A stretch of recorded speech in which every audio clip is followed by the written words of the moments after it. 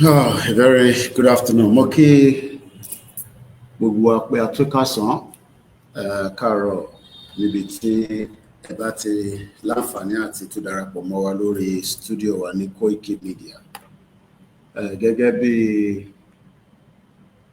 iṣẹ́ ìlú tá gbé dání àti iṣẹ́ tá ń ṣe, our quest will always continue and our demands until it is met. This is the 14th of August 2025, almost 11 a.m. Níbi tí a tún ti fi gbé ọ̀rọ̀ jáde k'Ọlọ́run Elédùmarè kó jẹ́ èyí tí à ń sọ kó yé ọ̀pọ̀lọpọ̀ àwọn tí wọ́n ṣe ń takò tọ́nà wọn fẹ́. Ìyẹn ni pé we will end the conversation.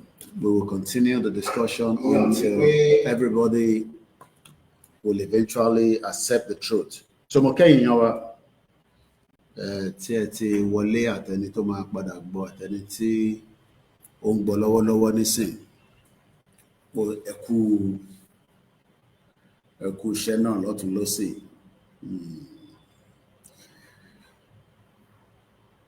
Lórí ọ̀rọ̀ Nàìjíríà, Yoruba nation, self-determination, òun náà ni àtútorí ẹ̀ jáde.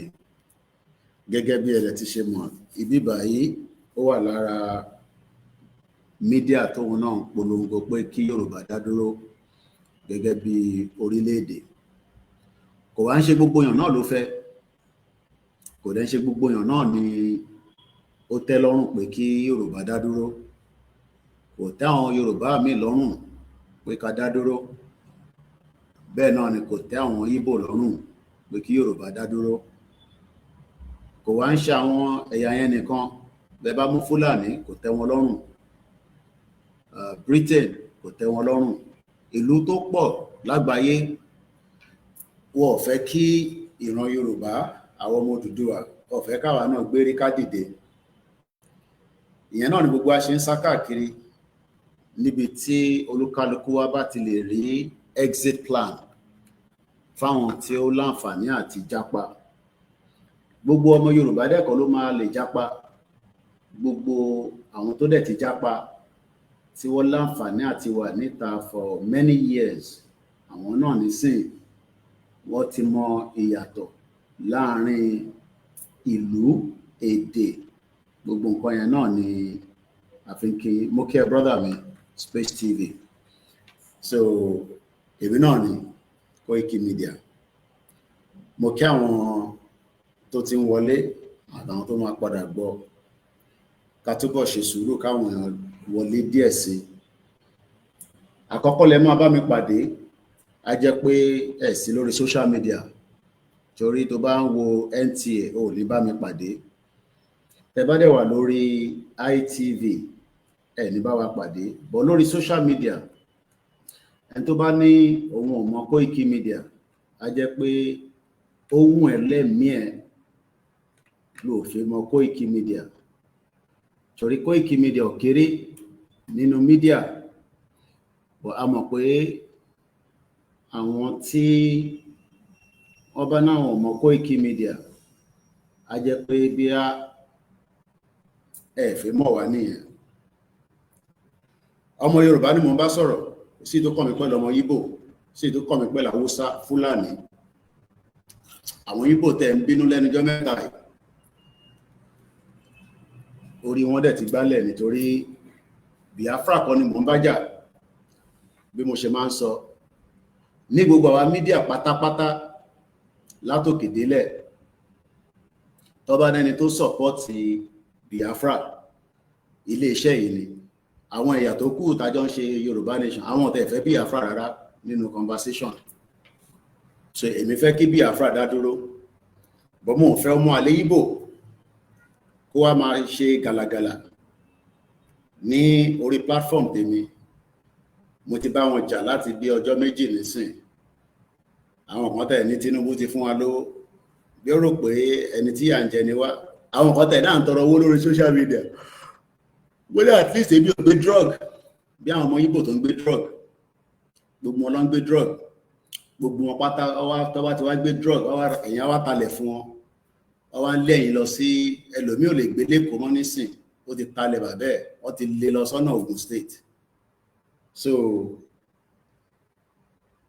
sì ní fẹ́ Biafra mo dẹ̀ support Simon Ekpa mo dẹ̀ dúró tì mo dẹ̀ monitor case ẹ̀ ní Finland èmi dẹ̀ mọ̀ pé láìpẹ́ láì jìnnà á rí ìtúsílẹ̀ torí kò ń ṣe Nàìjíríà ló wà bọ́tẹ̀ padà sentence ẹ̀ náà á padà jáde kó ọ̀dẹ̀ lè deported ambọ̀sibọ̀sí kò ń ṣe ní Nàìjíríà tó jẹ́ lawless country Ọlọ́run á jẹ́ kí Nnamdi Kanu náà kó rí ìtúsílẹ̀ mo mọ̀ pé tẹ́yìn ò bá rí mi ẹ máa wá mi bí mo dẹ̀ ṣe sọ gbogbo ẹ̀yin tẹ́ ń lo fídíò wa gbogbo ilẹ̀ ń gbọ́ mi àwọn tó ń lò ó àníkẹ́ má lò ó a ṣiṣẹ́ fún iléeṣẹ́ yín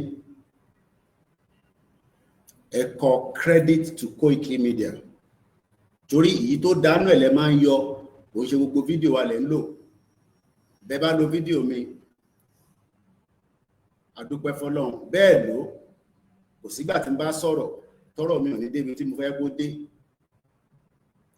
so mo kí gbogbo ẹ̀yin tí ẹ ti ń wọlé ẹ bá pín ètò torí ní church yín náà tẹ bá lọ sí church yín tẹ́ ń wo program tó bá dé stage kan church pastor yín máa ní share the link kí lẹ́yìn ṣe rò pọ́ ṣe ní kẹ́ share link kẹ́lómi náà lè láǹfààní àti jẹ nínú ọlá yẹn kó má jẹ́ pé ẹ̀yin nìkan lẹ wá gba miracle so bẹ́ẹ̀ náà bá wọlé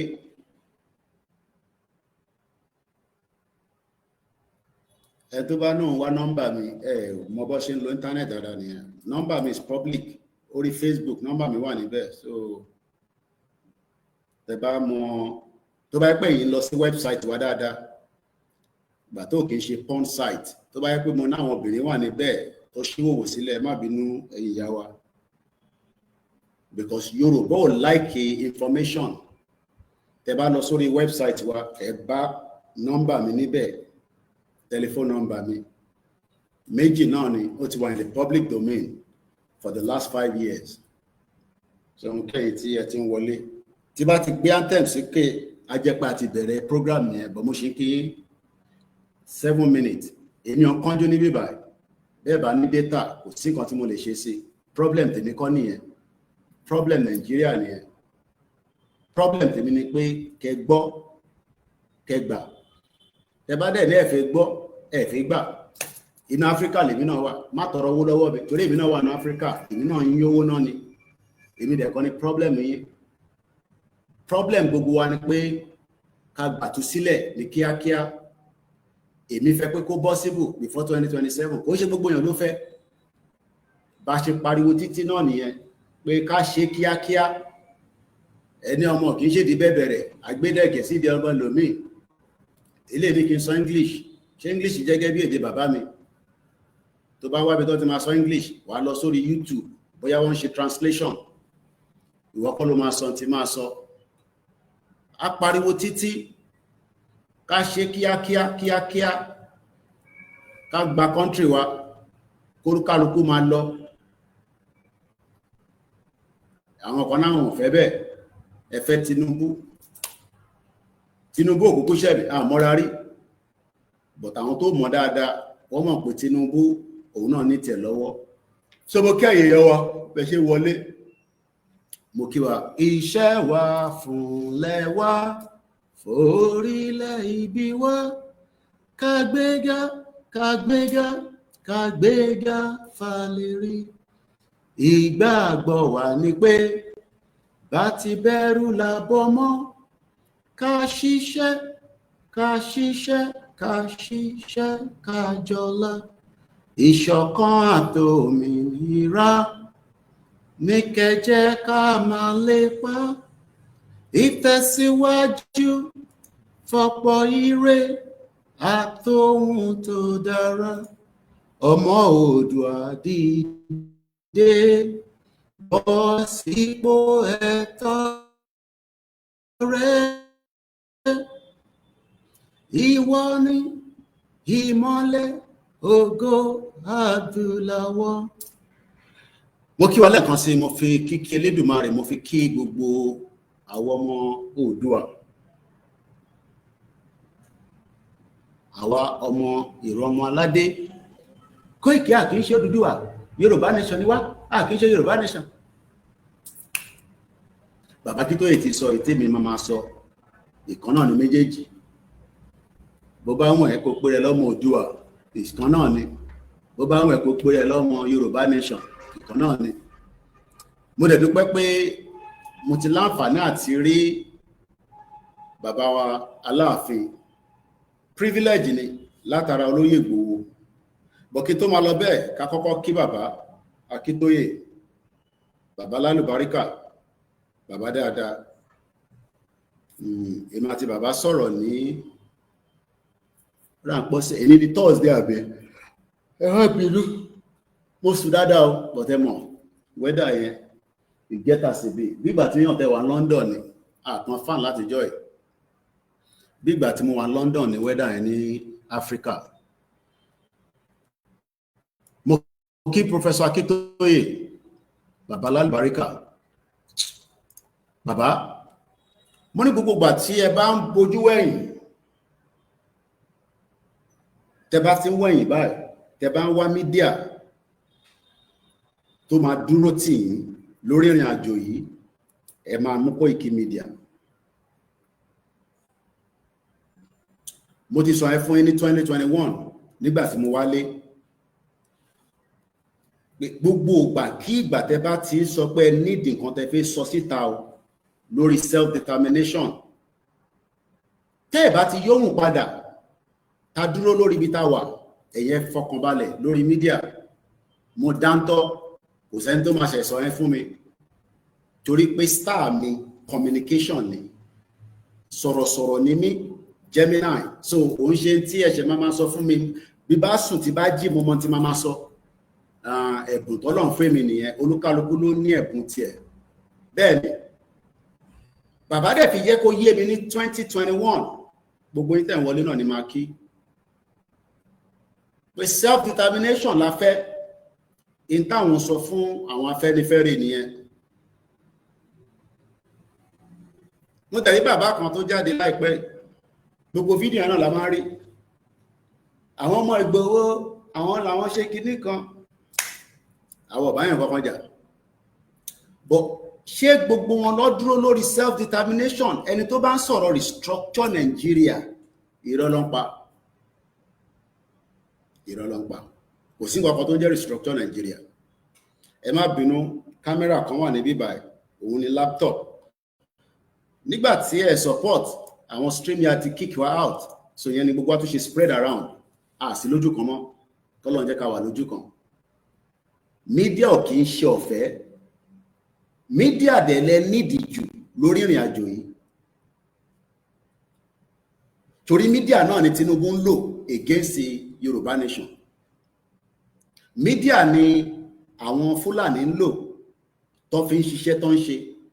So táwọn ọmọ Yorùbá bá wá ní àfẹ́ mídíà, àfẹ́ mídíà, ìta bá lè ṣe àmà ṣe. Èèyàn ò ní ká stop iṣẹ́ tá à ń ṣe. So nígbà tá a pariwo pé StreamYard yìí à ń sanwó fún every month, àwọn èèyàn rò pọ̀ fẹ́ ni. Àwọn tó ní nǹkan ti kick out nísìn, nígbà tá a dẹ̀ lówó san, á padà síbi tá a ti máa ṣe ní orí fóònù. Ìyẹn ò ní pé à ní ṣe program o. Tá a bá wá sí live, a ní àwọn nǹkan míì tá à ń ṣe. Èyí náà ní family tèmi náà ń dé pẹ̀lú ṣàwọn ṣe Yorùbá nation kò dá kí má lè máa bá family mi concern wọn táwọn náà need. Bọ́ lórí Yorùbá nation, èmi sì ní last man standing yìí, torí inú Áfíríkà láti máa gba Yorùbá nation. Gbogbo ilé ta ṣe ń ṣe lórí social media, a ṣe ń ṣeré ọwọ́ ni. À ń ṣeré ọwọ́ ni. So mo kí bàbá Akíntóyè pé ẹ dúró, ohun yóò yí padà. Wọ́n bá Tinubu ṣiṣẹ́, ó ti gbọ́wọ́, ó lè Akíntóyè bla bla bla blo blo blo, bàbá ọ̀dà wọn ló. So mo kí bàbá, ẹ tó bá nírú bàbá yẹn nílé kó gbé bàbá ẹ̀ jáde, ẹ gbé dáàdì yín jáde, púpọ̀ ní dádì yín gan ṣe rí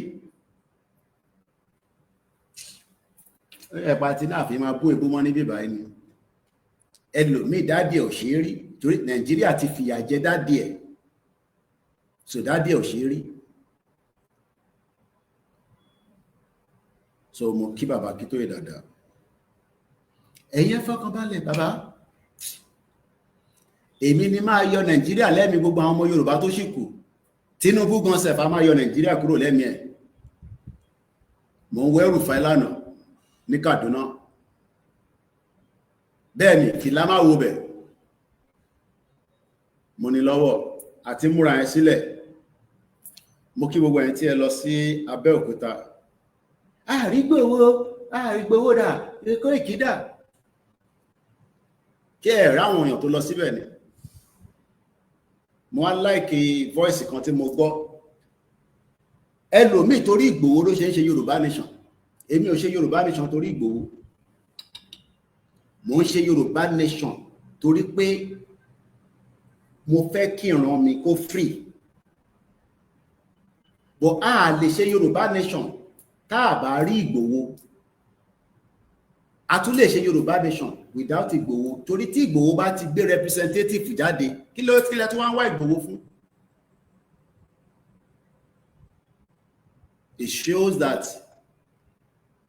heart wa àmì tó wà mo kí àwọn tó lọ represent wa lánàá ní Abẹ́òkúta ní Ogun State àkúṣe takuntakun kò ní sú wa kò ní rẹ̀ wá. Mo kí bàbá kí tó yẹ lẹ́ẹ̀kan sí mo kí gbogbo ìyá gbogbo náà ni máa kí dáadáa mo sì ń kí bàbá kí tó yẹ 90 years old. The last call tí bàbá pè mí láàrin bàbá ti pè mí láàrin mi lẹ́ẹ̀mejì lọ́sẹ̀ yìí a ti sọ̀rọ̀ lẹ́ẹ̀mejì lọ́sẹ̀ yìí and every time tá bá sọ̀rọ̀ bàbá yẹn ṣì wà eloquent tẹ́ ẹ bá mọ òyìnbó eloquent bí àtẹ̀bárẹ̀ tó lè bá yín ṣètúmọ̀ ẹ̀ ní àyàngbìfọ̀ lédè Yorùbá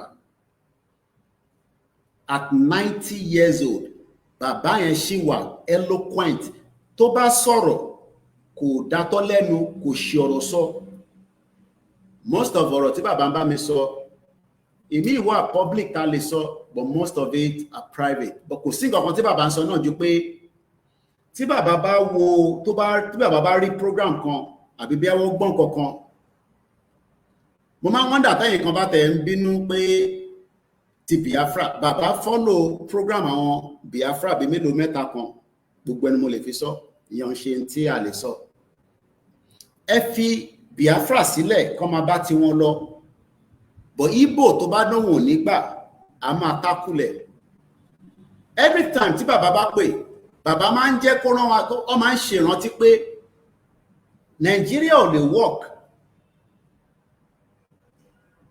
is a failed country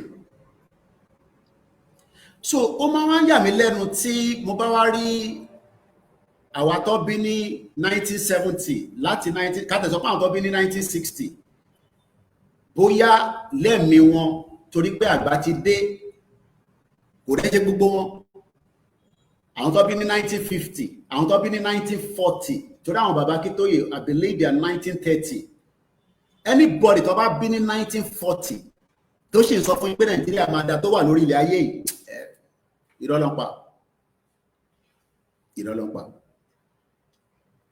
wòlíì ni babaláwo ni àfáà ni gbajúmọ̀ ni tó bí ní 1940 tó wá ń sọ fún èèyàn mọ́ àwa kí múra mi láti 19 àwa tó bí ní 1970 ọmọ 1978 lèmi pé Nàìjíríà máa da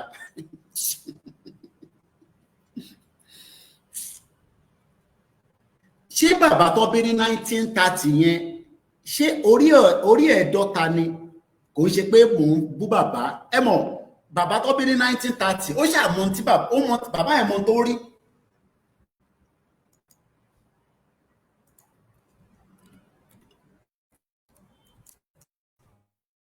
bàbá tó bí ní 1930 àbí fèwò yẹ 1935 Stephen Adebanji Akintoye was born in 1935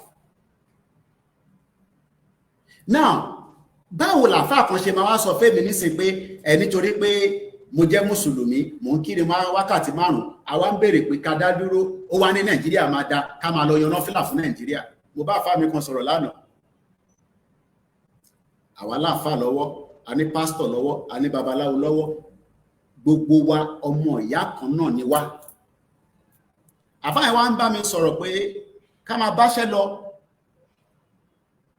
èmi àti wọn fojú kanra báyìí rí, bá ti ṣe fídíò kọ̀ rí. A dẹ̀ ti ń sọ̀rọ̀ nísìn láti kí n má exaggerate, kì í ṣàtọ̀ pé bí láti 2021. I'm not sure bí a sọ̀rọ̀ ní 2020. Bá ṣe connect gan mo lè sọ pé báyìí ni. Just like bí gbogbo wa ṣe ń connect, tẹ́mi wa tó ń connect gbogbo wa. Àfáà yẹn sọ pé kò ń ṣe pé wọ́n sọ fún àwọn ọ̀rọ̀ Ìgbòho. Ọlọ́run wá fi gàgá Ìgbòho wà wọ́n ni, kò ń ṣe pé àwọn ọmọ Ìgbòho rí. Àfáà nìyẹn o. Àfáà tó ń kírun, tó ń yan náfìlà. Ó dẹ̀ gbà fún Ìgbòho. Kò sọ pé ẹlẹ́bọ ni wá, kò sọ pé Ìgbòho ẹlẹ́bọ, kò sọ pé Yorùbá nation ẹlẹ́bọ, but àwọn àfáà tó fẹ́ jẹ́ kí ẹ rí ayé gbé ọ̀hún á sọ pé ẹlẹ́bọ ni wọ́n o. Atẹ̀dúpẹ́ pé bàbá wa ọmọ Musa Buhari, bàbá yẹn tó bá sọ̀rọ̀ Ìgbòho ẹ rí pé àwọn àfáà tó ní làákàyè ni. Ẹ wo Ìmáàmù Ọ̀fà, ó ní Nàìjíríà tí kò ṣe títì láti 1960, kò fún wa lómi láti 1960, kò fún wa ní healthcare láti 1960. Ìwọ tí wọ́n dẹ̀ bí ní 1940 ẹ wá ń sọ fún bàbá tó bí ní 1930 pé Nàìjíríà máa dá. So gbogbo àwọn kátígórì èèyàn bẹ́ẹ̀, àwọn kọ́ ni a ní láti bú wọn mọ́. Àwọn wọ́n ti wà ní stage tí wọ́n lè ní understanding tó ń pè Nàìjíríà mọ́. Whoever they are, ẹni tó bá wà ní 1940, àwọn tó bí ní 1940, ẹni tó bí ní 1940, wọ́n bí bàbá Akíntóyè ní 1930, so à ń grade ẹ̀ nísìn. Ẹ wá ń sọ fún àwa pé ká lọ máa béèrè fún restructure. So bàbá Akíntóyè ni mo ṣì ń kí gbogbo kú àdúrótì àwọn ọmọ ìran aládé, àwọn ọmọ Odùduwà. Kò sí ìta pé tó dáná ẹ̀. Ẹ má send a request àti ìgbéyàn kankan wọlé.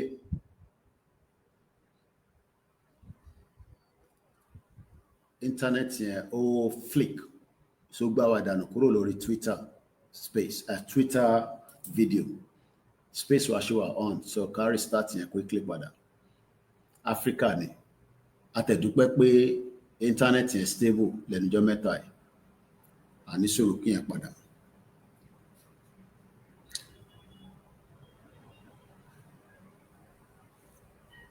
Yẹ́ òótọ́ bí Tinubu, whatever the age tó bá máa lò, it doesn't matter. Ìyẹn Jagaban, how old? Báwo ni Tinubu ṣe máa wá sọ fún mo look fresh, mo shave ni kí n tó wẹ̀? Wàhálà Yorùbá nation tá gbé dání ó ti sọ wá darúgbó kalẹ̀. Bàdúpẹ́ fọ́lọ́run. Tinubu was born in 1952. So Professor was born in Akintoye was born in 1930.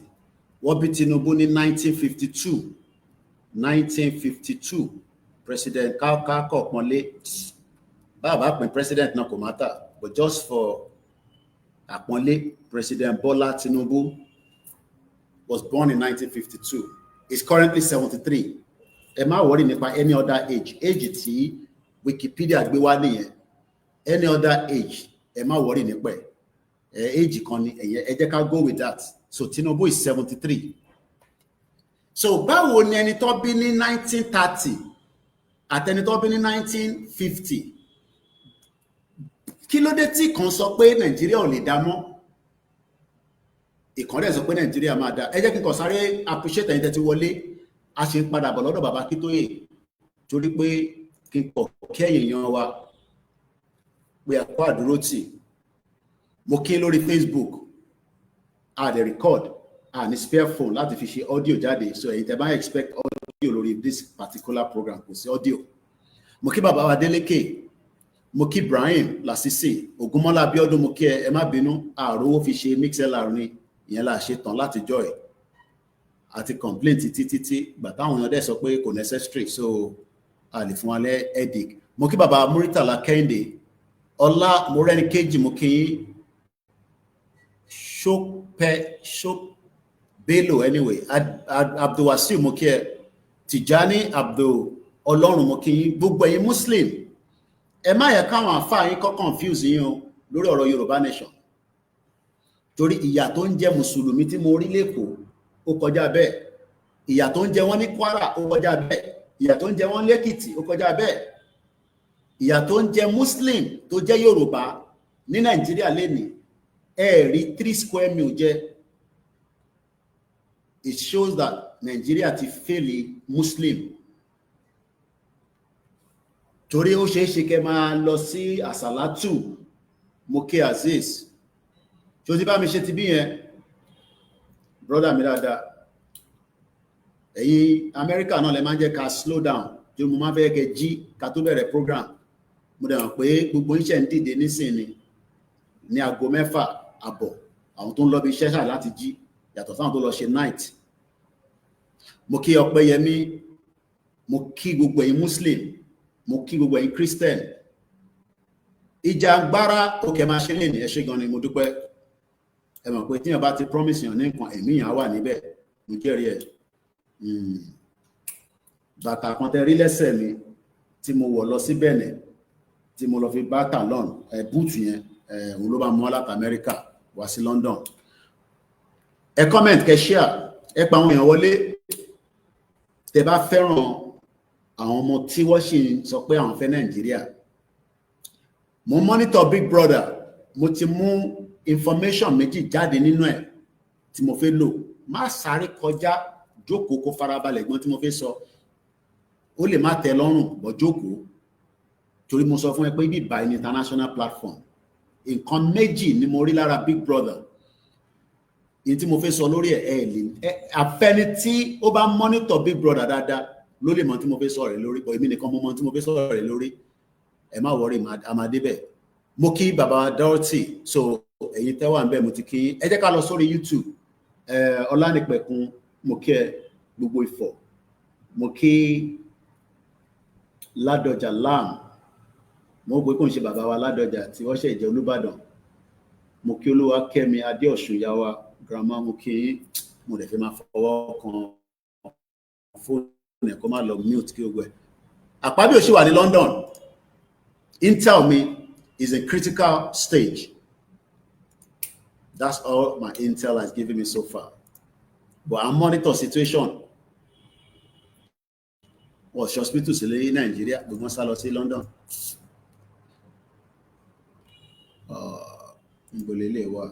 Why am I not seeing my life? So mo kí gbogbo ẹ̀yin, mo kí àwa grandma, mo kí àwọn GR1, mo kí ẹ̀yin tèmi lórí TikTok. Bẹ́ẹ̀ni, Yoruba people are not so disrespectful. Bá bá tẹ̀ fẹ́ràn Tinubu lẹ́ẹ̀kan kan máa fún ní àpọ́nlé. Ara rẹ̀ ń ta àwọn ọmọ Igbo yẹn gan. Wọ́n ní kó collect money. You know they do like this before. Àwọn òsínwín. Mo sọ̀rọ̀ lu Peter Obi, wọ́n ní mo ti gbọ́wọ́ lọ́wọ́ Tinubu. A ti jà dáadáa lórí Facebook ìmọ̀ àtàwọn ọmọ Igbo yẹn. Mo á rí pé bàbá wèrè ni wọ́n, òsínwín. Kò ń ṣe àwọn Biafra gidi o. Púpọ̀ ní wọn rí Nnamdi Kanu bá sọ̀rọ̀, àwọn náà lọ ta àwọn ọmọ àlè. Wọ́n ti abandon Nnamdi Kanu, gbogbo wọn wọ́n ti abandon Nnamdi Kanu. Ìjà ló ń bára wọn jà bí ẹ̀ṣọ́ níwòlé mọ̀, mo ń bọ̀ lọ́dọ̀ tiwọn náà. Ara ta wọn. Is a critical stage. Ọmọ àlè, mo ń bọ̀, ẹ má bínú. So mo kí gbogbo ẹ̀yin tí ẹ ti ń wọlé, bàbá wa Gbàdámọ́sí, torí tí bá ti tẹnu bọ̀rọ̀, mo nílé máa àkọ́mà kí ní bá ṣe ń lọ ni. Ẹ comment o. Comment rí, mo kí ẹ̀ tẹ́ wà lórí Twitter space freedom. Mo ń bọ̀ ní Ghana láì láìpẹ́ ó láti fi àfigán tó bá ti wà. Mo kí gbogbo ẹ̀yin tẹ́ lọ sábẹ́kúta lánàá. Mo kí alájà Ìbírónkẹ́ Ọkọ́ya. Ṣé fámílì àwọn Ọkọ́ya ní àwọn Ọkọ́ya, àwọn ọmọ Ọkọ́ya ń gbádùn àwọn tẹ́ dá sọ̀rọ̀ Yorùbá nation ní tó kàn. Self-determination is not negotiable. Bẹ́ẹ̀ ni bàbá Mọ́táyọ̀. Mo kí Adébáyọ̀ Adéṣínà.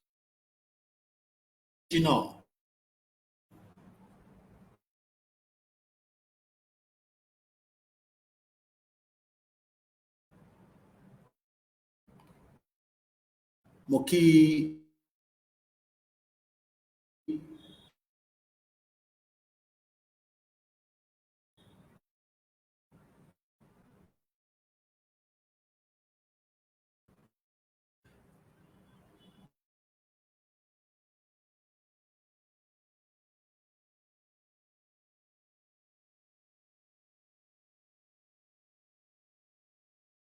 Yorùbá nation. Àwọn kan tẹ́ ní mo wà nù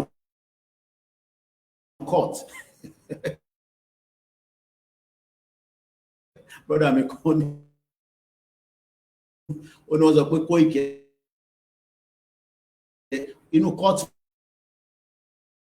wo ló wà. Èmi ò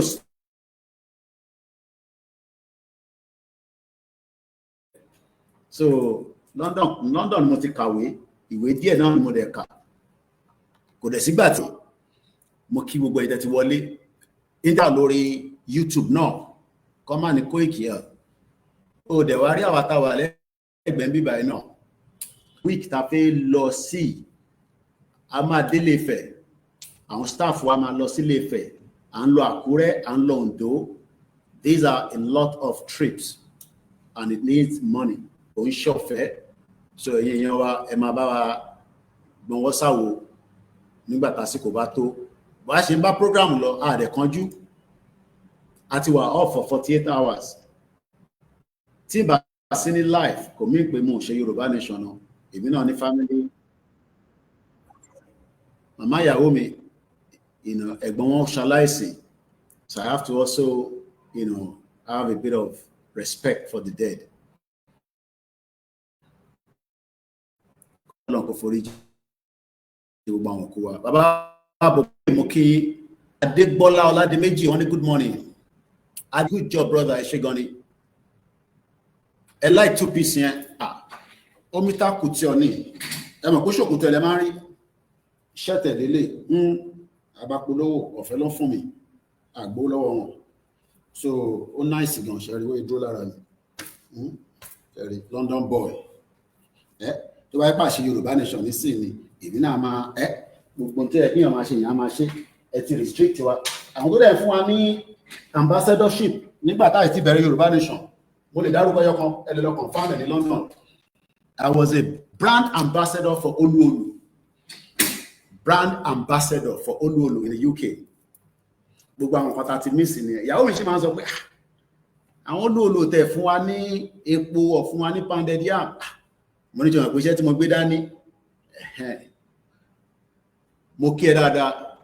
Bẹ́ẹ̀ ni èèyàn kan fún wa ní 1,000 naira ara àwọn tó lálùbáríkà nìyẹn. Kò sówó tó kéré. Gọ́ọ̀mẹ̀ntì ti gbé àwọn yẹn mọ́ra kò ní bàjẹ́ fún Ọlásùnkàn. Ó ti kígbe síta ó ní àìtí gba 100,000 so ó ṣe gan mo kí ẹ. So mo kí bàbá wa ọmọ alájà wọ́n fún wa ní 1,000 naira super chat owó náà nínú ẹ̀ bá wa share ẹ lọ sórí àwọn platform yìí ẹ lọ pa àwọn èèyàn wọlé.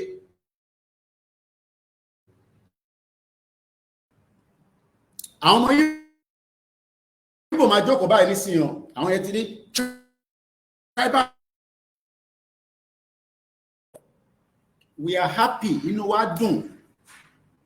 Ìyẹn omi ìpàyé ti Ìgbò ẹ gbà lẹ́yìn ẹ fi Peter Obi sílẹ̀ ó lè ní criminal ọmọ àlè. Wọ́n ti bá ń fa account síta ẹjọ́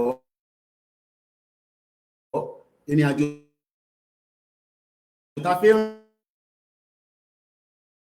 Saturday láti máa bẹ̀rẹ̀ sí move àwọn staff wa ẹ mọ̀ pé torí àwọn ọ̀nà yẹn ò dá. Mo ti kí ẹ̀yin èèyàn dáadáa, I'm akin as we go along the line. Please share the program and invite others to do so. Ẹ jẹ́ ká padà sọ́dọ̀ mo kí bàbá wa Shehu Ahmed, mo kí gbogbo àwọn wòlíì. Nígbà tí mo lọ London, báàgì tí mo gbé dání kò jù báyìí lọ. That was in 1998. Báàgì mi ò jù báyìí lọ. Small bag. Kí ló wà nínú ẹ̀? 1,000 tẹ̀sùbà tó máa ń fà yẹn. O kírun tó mi. Ìrun tá à ń kí kò bà Yorùbá nation jẹ́. Má jẹ́ kó gbé ẹni gógó.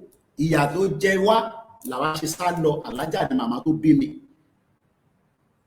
Kò fẹ́ rí òwò ṣe nínú Nàìjíríà ní 1990 ni mo sì mi ṣe jápa. So téèyàn kan bá wá sọ fún ẹ pé Yorùbá nation tó ń ṣe yẹn àwa mùsùlùmí ò ní fọwọ́ kàn án.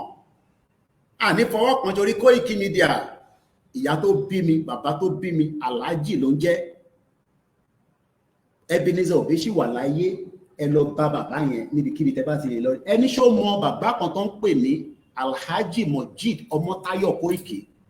Tó bá ti gbọ́ Constant Star, ẹ lè má gbọ́ ẹ̀yin tẹ́ṣẹ̀ bí lánàá. Àwọn ìyá tó bí ní 1940 àwọn ìyá yẹn dá àwọn orin yẹn mọ̀. But àwọn tó bá gbọ́ Constant Star lọ Google ẹ̀, Popsi mi ló ń kì bẹ́ẹ̀. Ikú ló bọlá jẹ́ ni, Ọlọ́run tètè mú lọ sọ́hùn. Àmọ́ reason tí ó bá wà láyé nísìn, ó lè má support Yorùbá nation. Ó lè jẹ́ àwọn bàbá tí màá máa fi pè ràn lọ́wọ́ ni bàbá tèmi náà máa jẹ́. Torí pé bàbá tiẹ̀ nísìn tó bí ní 1940. Ó sì ń sọ fún wa pé Nàìjíríà máa da. Ìwọ ọmọ tó bí ní after that, ìwọ náà wá accept rubbish yẹn. Màmá tèmi ò sí nínú category yẹn. Torí yí ẹ̀tọ́ bí màmá tèmi ó ti accept pé ìlú òfò ní Nàìjíríà, òun ló gbé òun sá kúrò nínú Nàìjíríà ní 1990.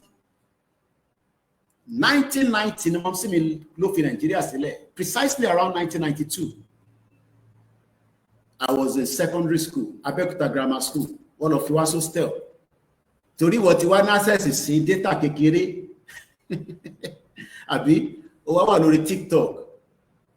Gbogbo akọ́lá máa jẹ́ pẹ́là, gbogbo ala tún lè jẹ́ pẹ́là. Ọmọ bọ́ ìyẹn tó ń pariwo nísìnyí kan Lagos State ní kò wọ́n san 35 million. Ẹ̀ṣọ́ rò pọ̀ fẹ́ ní social media ni. Owó tí wọ́n san fáwa náà ní kéékèèké tá a ṣe ń rí gbà lórí social media. À ń san tax fún. À ń san tax tó bá di ọjọ́ iwájú, a máa tax yín lórí owó tó bá gbà lórí. Look, òun lélẹ̀ invoice tí Facebook send sí mi. Àwọn náà ti ń send change kékeré. Kò ń ṣe owó tó pọ̀ o. Torí o lè rò pé owó tó pọ̀ ni. Facebook náà ti fún wa ní $15. Wọ́n tún send invoice kan $80. Mo gbọ́dọ̀ sọ fún British HMRC pé mò ń gbowó lórí social media. So tó bá wá ní wọ́n ní wọ́n san 35 million, ẹ kó declare income tó ń wọlé fún lórí TikTok torí ibẹ̀ ni wọ́n náà ti fi pa owó. Èmi dẹ̀ ń sọ fún ẹ pé kò ń ṣorí TikTok ló ti fi pa owó. Industry ilẹ̀ máa ṣiṣẹ́, gbogbo nǹkan máa work, ibẹ̀ ló ti máa rówó. Gbogbo aláfẹ́ wà lórí TikTok. Gbogbo owó tí TikTok ti fún mi láti ọ̀tá tí ń ṣe live ní sí kò tí pé £20. £10 ni mo lè screenshot ẹ̀ send ẹ̀ sí ẹ. Èmi nìkan ni media tí mo lè sọ fún yín pé iye báyìí là ń gbà lórí social media. Torí kò ń ṣòwò social media là ń dúró dè. Ẹ̀yin tẹ máa support wa, tẹ máa ràn wá lọ́wọ́, ọ̀nà àbò ìláṣìírí. Ilé ló ń sọ fún yín lórí social media. Àní kí country ṣiṣẹ́, kí gbogbo wa lè rí ọ̀nà àbáyọ. Àwọn ń sọ pé bàbá tó bí ní 1930 ká padà sọ́dọ̀ bàbá Kítóyè. Ibi báyìí ni máa ti ṣàlàyé fún ẹ bí nǹkan ṣe ń lọ. Because many of you don't know what is going on. How many hours ló fẹ́ ṣe lórí TikTok kó tó make $1,000? Tó bá tẹ̀ ń ṣìdí sílẹ̀, ẹ má bínú ìyá wa lẹ́ẹ̀kan sí ọ̀rọ̀ àlùfàǹṣá ni. Kò gbé ọyàn síta. Ọmọ tó gbọ́yàn síta nísìn gbogbo alámọ̀rúṣẹ́ tó ń ṣe tẹ́lẹ̀ a kò sọ pé wọ́n disrespected bó ṣe jà sí wòwò yẹn. Àwọn tó dẹ̀ máa fẹ́ràn nǹkan tó rí yẹn. Kódà àwọn tó jẹ́ obìnrin wọ́n sọ fún mi pé ìtọ́mọ yẹn gbé sára ó kọjá bẹ́ẹ̀. Obìnrin ló ń sọ bẹ́ẹ̀ fún mi o. Irú ẹ̀kọ́ là ń sọ. À ń sọ pé kí decency wà. Yẹn gbẹ débẹ̀. Torí mo fẹ́ máa connect gbogbo ẹ̀. Ibi tí bá sọ̀rọ̀ lọ tí bá gbàgbé rìn wáyé mi padà. Mo ṣe ń bọ̀ lórí mo fẹ́ sáré fi kankan bitcoin láàárọ̀ yìí bitcoin láàárọ̀ yìí mo kí yín mà mo kí yín sà. Bitcoin has now reached $124,000. Economic Times ilé sọ léyìí o kò ń ṣe Koiki Media o. Torí púpọ̀ nù yín ẹ̀mọ́ tó ń pè ní information ẹ̀kọ́ jókòó sórí social media. Ibi ìbáyìí ló ti máa gbọ́ ọ̀rọ̀ Yorùbá Nation tó máa link ẹ̀mọ́ tó ń lọ lágbàáyé. A máa bá Tinubu negotiate tó bá wù yín. Ní 15th of August ìjà tẹ́ ń jà ní Ukraine ẹ̀mí ti pọ̀ tó ti kú ẹ ti bàǹkan jẹ́ kí ló fẹ́ gan-an. Don't understand the movement. Most of you go to Yoruba Nation and share social media call, but the only thing we will not do is we will not compromise the movement. Already know la mama sọ fún wọn self-determination. Alile, stop this bad language, even if you are angry. Ìjọ ìdílé tí mo ti sọ, à ń gbìyànjú ni, ẹ máa sọ ìta máa sọ fún wa níbí báyìí, àti gba advice yẹn ṣe, èmi máa ń like advice, but tí bá fẹ́ sọ, àti máa sọ ti pẹ́. Bitcoin is $124,000, reached all-time high. Tó bá jẹ́ pé nígbà tí wọ́n ní kára Bitcoin, ẹ ṣe gan ni ẹ mọ̀ pé mo gbé ìlú òyìnbó tí bá ń wà bí ọmọ ọ̀tá tí mo ṣe bí ẹni tó mo wà civilization Yorùbá Nation ló sọ wá di gbogbo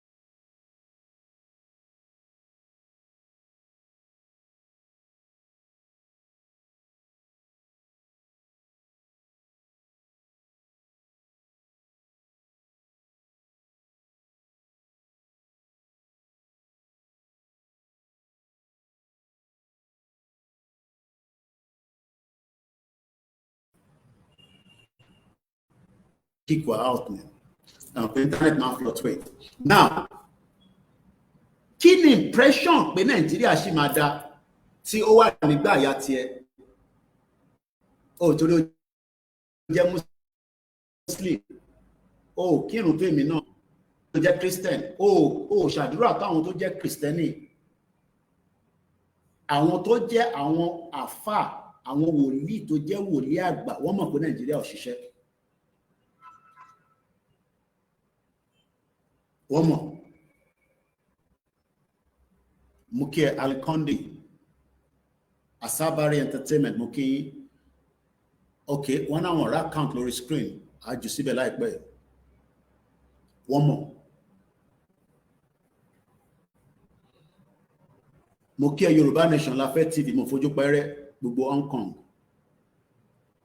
wọ́n mọ̀ pé Nigeria is a failed country. Báwo nìyàn ṣe máa ń kọ́kọ́ mọ ìlú tó bá wà failed tó bá ti fail látara aráàlú nìyàn máa ti mọ̀. Ìdí tí Nigeria rẹ̀ ṣe jẹ́ failed country kò ju pé Nigeria fúnra rẹ̀ tá à ń sọ yìí kò ń ṣe country ó di méjì. Ṣé mọ̀ pé tó bá jẹ́ pé Nigeria country ni mo kí bàbá mi Délé Mohammed Ọládélé Israel mo kí tó bá jẹ́ pé Nigeria tá à ń sọ yìí country ni a lè defend it but báwo ló ṣe fẹ́ defend ìlú tó kì í ṣe country. I am not talking about kò síná kò sómi kọ́ là ń sọ yìí nísìn à ń sọ̀rọ̀ the critical aspect of our identity. Gbogbo ń ta dúró lé lórí pé a fẹ́ gba Yorùbá nation, a fẹ́ gba Odùduwà republic, a fẹ́ dá dúró, a fẹ́ máa ṣèjọba ara wa kò ju identity wa lọ. Ẹni gbogbo tó kù ta kàn sọ yẹn, àwọn yẹn is just like a kàn add their money. Anything short of pé identity wa is a fraud. Nigeria kọ́ ní identity wa. But àwọn òyìnbó ń fi wá rẹ́rìn fáwọn tó ṣì accept. Mo kí bàbá wa Ayuba Adébíyì gbogbo wa ní máa rọ́wọ́ yín ẹ ṣé gan ni sà. Àwọn tó ṣì accept this nonsense is because wọn mọ tó ń pè Nàìjíríà. Níjọ́ tí gbogbo wa bá ti accept ìpamọ́ tó ń pè Nàìjíríà, then Nàìjíríà máa dissolve very faster than bá ṣe ń ṣe lọ yìí. But báwo ni ẹni tó wà ní àárín Òṣòdì tó ń tajà nísìn wọ́n bí sínú Nàìjíríà ó ti pé 60 years old ẹ wá lọ bá pé Nàìjíríà ò kìí ṣe country. Báwo la ṣe fẹ́ bring information yẹn to their level fẹ́ni tó ń tajà tó kàn ta ìgbà tí mo lọ mo dẹ̀ wọ́n sì máa ń ta I'm sure pé àwọn ọmọ Yorùbá ò kì í ṣe àwọn Igbo àbí Ghana àbí àwọn ẹ̀yà kan ló máa ń ta pọ̀pọ̀fù yẹn. Adley ni Yorùbá fi ń ṣerú business yẹn mo rí àwọn tó máa ń ta pọ̀pọ̀fù yẹn pẹ̀lú fọ́ọ̀kì yẹn ẹyọ kan báyìí pápápápá. Báwo la ṣe fẹ́ sọ fún tó bá tẹ̀jọ́ ọmọ Yorùbá ni báwo la ṣe fẹ́ sọ fún Yorùbá bẹ́ẹ̀ pé Nàìjíríà kì í ṣe country. Òun ni problem tá a ṣe experience torí bá ṣe ń sọ fún yín àwọn tí àwọn náà fẹ́ jẹ́ Nàìjíríà kò ṣe máa jẹ́ country àwọn náà sọ fún yín pé election ni the next thing. Election is the next thing. Alan Kondi yìí brother mi tó bá sọ pé ẹni tó ṣẹ́rí táwa bá tẹ̀ ń sọ̀rọ̀ láàrin gbogbo àwa mídíà èmi ni mo ṣe attack Britain jù bí àtòrí mi wá ń gbé láàrin wọn mo ti rí brother mi ẹ̀gbọ́n mi Frank Bello ó ti pè mí rí mo ti sọ́rí kò ń ṣe pé mo fi ń sọ̀rọ̀ àsọdùn pé kí n rọra máa ṣe díẹ̀díẹ̀ o pẹ̀lú bí ṣe àtàkì àwọn monarch system bí ṣe máa call attention all the time. This was some years back. I haven't spoken to him now for a very long time. Mo wá wonder pé ibi tí problem bá wà kò dé ká máa tackle ni ta ni kí máa tackle nísìn. British Prime Minister kọ́ ni problem wa o. The British Prime Minister yẹn ó ń ṣiṣẹ́ fún King Charles ni o. Our major obstacle òun ni the monarchy system tó ń bẹ ní Britain.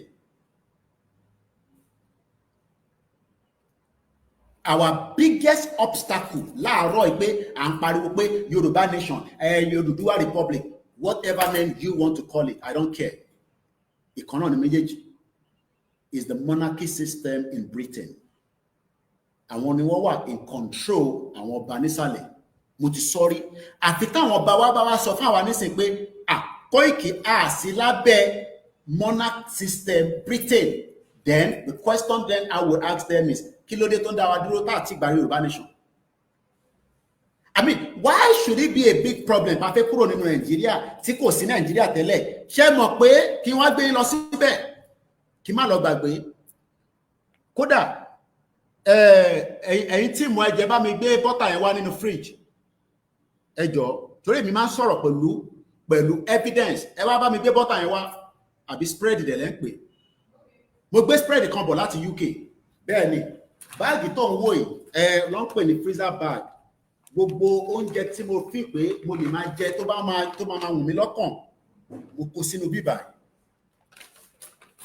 Àná ni mo wá rí àṣírí pé ìwọ tó ń defend Nigeria, be very very careful. Be very very careful pẹ̀lú bó ń defend Nigeria yìí. Ṣé mọ̀ pé bọ́tà yìí please ẹ wà careful, ẹ má tẹ̀ nǹkan mọ́lẹ̀. I wonder what kind of breed we are. Tá à ń sọ pé kò sí nǹkan kan tó dé Nàìjíríà wà á dé wà. Ìyá mélòó ló follow Big Brother? Mo ń wo Big Brother tó ṣe lánàá, mo ń wo díẹ̀díẹ̀. Ṣé mọ̀ pé kí ni ìjú Nàìjíríà lọ? Bọ́tà tẹ̀ ń wo ìlú park, ṣé mọ̀ pé ó ju Nàìjíríà lọ according to ìtìmọ̀rí lọ́dọ̀ Big. Èmi gan ọ̀gbọ̀n rí tẹ́lẹ̀ anánú ṣẹ̀túnmọ́ eléyìí o. Ìlú park bọ́tà tẹ̀ ń wo àwọn ni wọ́n ṣe kàn tó wà ní Brother House àná. Screenshotted, screen recorded bíbá. Mo fẹ́ fún yín ní yí ẹ̀yẹ ẹni sọ̀rọ̀ máa sáré dá padà fún yín ọkọ̀ ọ̀fẹ́. Ṣé mọ̀ pé ní páàkì yìí nígbà tí mò ń wojọ́ tó dá sílẹ̀ ṣáwa yọ ọmọ Yorùbá ṣá mọ bá ń ṣe ṣá. Báwo ni pọ́tà yìí ṣe lè ju Nàìjíríà lọ? Lupac, L-U-R-P-A-K, UK ní London mo ti gbélé dé. Gbogbo tí mo sì jẹ́ bẹ́ẹ̀ ṣínṣin ní náà ni. Kò tí ì sí kankan nígbà tó ṣe pé òun ni mo fi máa jẹ lójoojúmọ́. Tó ẹlòmíì ló pè ike lásán ni torí ẹlòmíì nínú tá a bá ń ṣe program. Ẹ wá bá mi ṣe.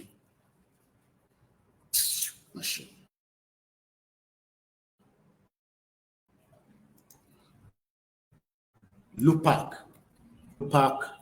but ṣe spread lè wọn, ṣe spread lọ máa ń pè é. Spread. Mo lè fẹ́ kó tètè dá padà sínú phrase. Lupac spread. SP spreadable. SPREADABLE. Yeah, wo lọ dá spread sílẹ̀. Sori ìwọ̀nba díẹ̀ tí mo sì jẹ́ ń bẹ̀ nìyẹn, ibi kọ́ ló ń pa wá. Mo ní bí bá gbé nínú Áfíríkà ìyà ò ní jẹ ni. 1901 ni wọ́n dá bọ́tà yìí sílẹ̀ àwọn tó ń ṣe. 1901, that is about 13 years after lọ́wọ́ create Nigeria. Wọ́n dẹ̀ present eléyìí lánàá ní Big Brother fún ọmọ Yorùbá dẹ̀ sọ pé ká save Nigeria. Lupac dẹ̀ ti wà established as far back as 1901. Ṣé anọ́mà gbogbo wa àbákan akàn fi ọ̀rọ̀ afẹ́ dádúró yìí àtàwọn tó náà wọn fẹ́ àtàwọn táwọn wọn fẹ́ gbogbo àwọn ń tàfàlà à ń tayé wa a fi ń play pẹ̀lú Nàìjíríà, à ń fi life wa a fi ń gamble pẹ̀lú Nàìjíríà. Èyí tẹ́ wà lórí Facebook torí StreamYard yẹn platform kan péré ló lè jẹ́ ká stream lọ sí. So màá ṣí oyin tábà á put fídíò yẹn padà sórí YouTube sẹ́yìn tó kọ́ alẹ́ láǹfààní àti rí. So mo fẹ́ share screen because tẹ́lẹ̀ StreamYard tá à ń lò mo sọ fún yín kò ń ṣọ̀fẹ́ $44 ní every month. Nígbà tá a rówó ti last month so wọ́n ti kick wa out wọ́n dá wa padà sí only one page láti stream lọ which is Facebook. So èyí tẹ́ wà lórí Facebook ẹ wo tí mo sọ ẹ wo screen yìí. Lupac spreadable is a blended spread made with Lupac, butter, and rapid oil, designed for easy spreading straight from the refrigerator. The Lupac brand itself was established in 1901. When I saw that yesterday, I was like, ilẹ̀ Yorùbá dẹ̀ ti exist before Lupac. That means Lupac tún ju Nigeria lọ. That is the country you want to defend. You must defend Nigeria. Be very, very careful. Lórí ọ̀rọ̀ fẹ́ defend Nigeria because mọ tó fẹ́ defend lé lórí. But the same Lupac yìí nísìn wọn ní ever ṣe finishing product ẹ̀ nínú Nigeria. Wọ́n máa import ẹ̀ wọlé ni fún ẹ̀mí àti ẹ̀ láti lè jẹ́. Just like bẹ́ẹ̀ mi náà ṣe gbé wá láti UK nísìn. Normally ó jẹ́ pé brand ti Nigeria ní máa rà l'Áfíríkà tí máa jẹ́. Just like that ṣe rántí Leventis Kingsway ta ló rántí mo gbé anchor butter náà wá ọ̀tọ̀ ní spread ọ̀tọ̀ ní anchor butter àwọn ẹran òfò àwọn ẹran àdánù tán kó káàkiri tán pè ní àwọn Fúlàní wèrè gbogbo àwọn ẹran yẹn kò sí kan tó lè yọ butter jáde fún yín náà gbogbo àwọn ẹran màálù yẹn wọ́n lè fi produce the butter kí dàjọṣepọ̀ wa àti Nàìjíríà àní Nàìjíríà is a failed country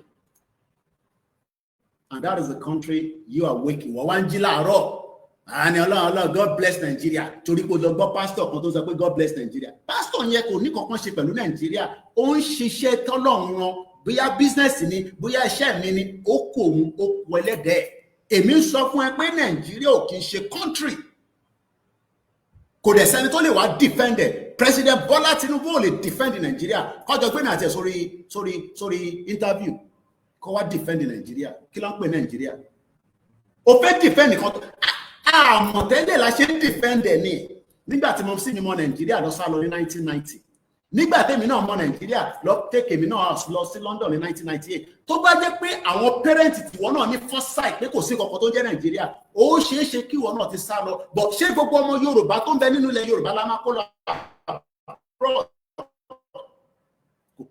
possible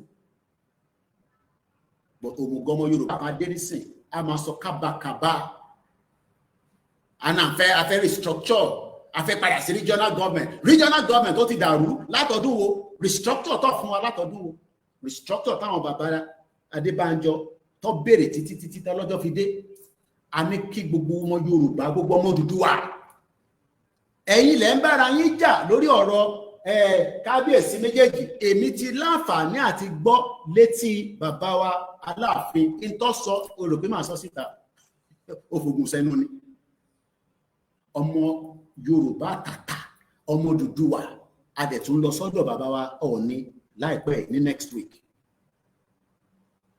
ẹ̀yin lẹ fi dájà tó necessary sílẹ̀ lórí social media torí ọmọ ìyá kan náà ni gbogbo wa problem wa ní Nàìjíríà ẹ jẹ́ ká pull out kí a lè rí ayé gbé mò ń wo àwọn actors wa méjì tó ń ṣe dáadáa nílẹ̀ Yorùbá àwọn ọ̀sọ̀rọ̀ Nàìjíríà ọ̀sọ̀rọ̀ Yorùbá wọ́n sì ń lo Nàìjíríà ọmọ Odùduwà ni wọ́n ọmọ Yorùbá ni wọ́n ìkànnì Kúnlé Afọláyan ìkànnì Shatta Ibrahim mo lọ ń wo film village wọn tó dá sílẹ̀ ìkànnì 74 acres ìyẹn tó ń pè ní Shatta Ibrahim ìkànnì 60 hectares ìyẹn Kúnlé Afọláyan wọ́n á wọ́ndà pé gbogbo project tẹ́ ṣe nísìn bàbá wọn lọ́wọ́ ṣe jù bẹ́ẹ̀ lọ Fúlàní padà gbà lọ́wọ́ wọn ni Ọlọ́run má jẹ́ kí a sunkún àbámọ̀ àwọn ọmọ Yorùbá èyí tẹ̀tún kọ́dé sínú èyí tí bàbá wọn lọ́wọ́ rà sí London Fúlàní gbà wọ́n pè ní Nigerian High Commission Nigerian House ní London níbẹ̀ ní àti gba passport.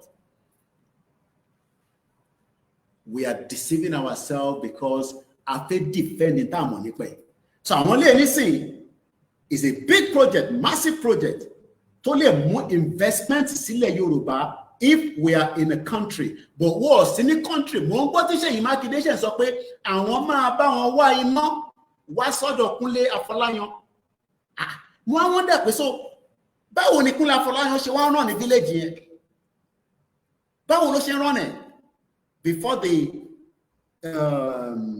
kó tó di pé wọ́n wá ṣe inauguration ẹ̀ ní 2025 tí Ṣèyí Mákindé ìyẹn ẹ wá pẹ̀lú engineer ẹyọ engineer yẹn kúrò lára Ṣèyí Mákindé kò sí kankan tó ń jẹ́ engineer because engineer gbọ́dọ̀ máa design in their mind in their spirit bí ilé ayé ṣe máa rọrùn fún gbogbo ọmọ Yorùbá ní Ọ̀yọ́ state kò wá sí iná wọ́n wá ń lo diesel wọ́n fi operate in that village in 2025 Nàìjíríà ni adẹ̀ ń sọ pé àwa Yorùbá la kọ́kọ́ dá radio station sílẹ̀ a ní Cocoa House ìyẹn ń bẹ ní Ọ̀yọ́ àbí Ìbàdàn bẹ́ẹ̀ ló wà.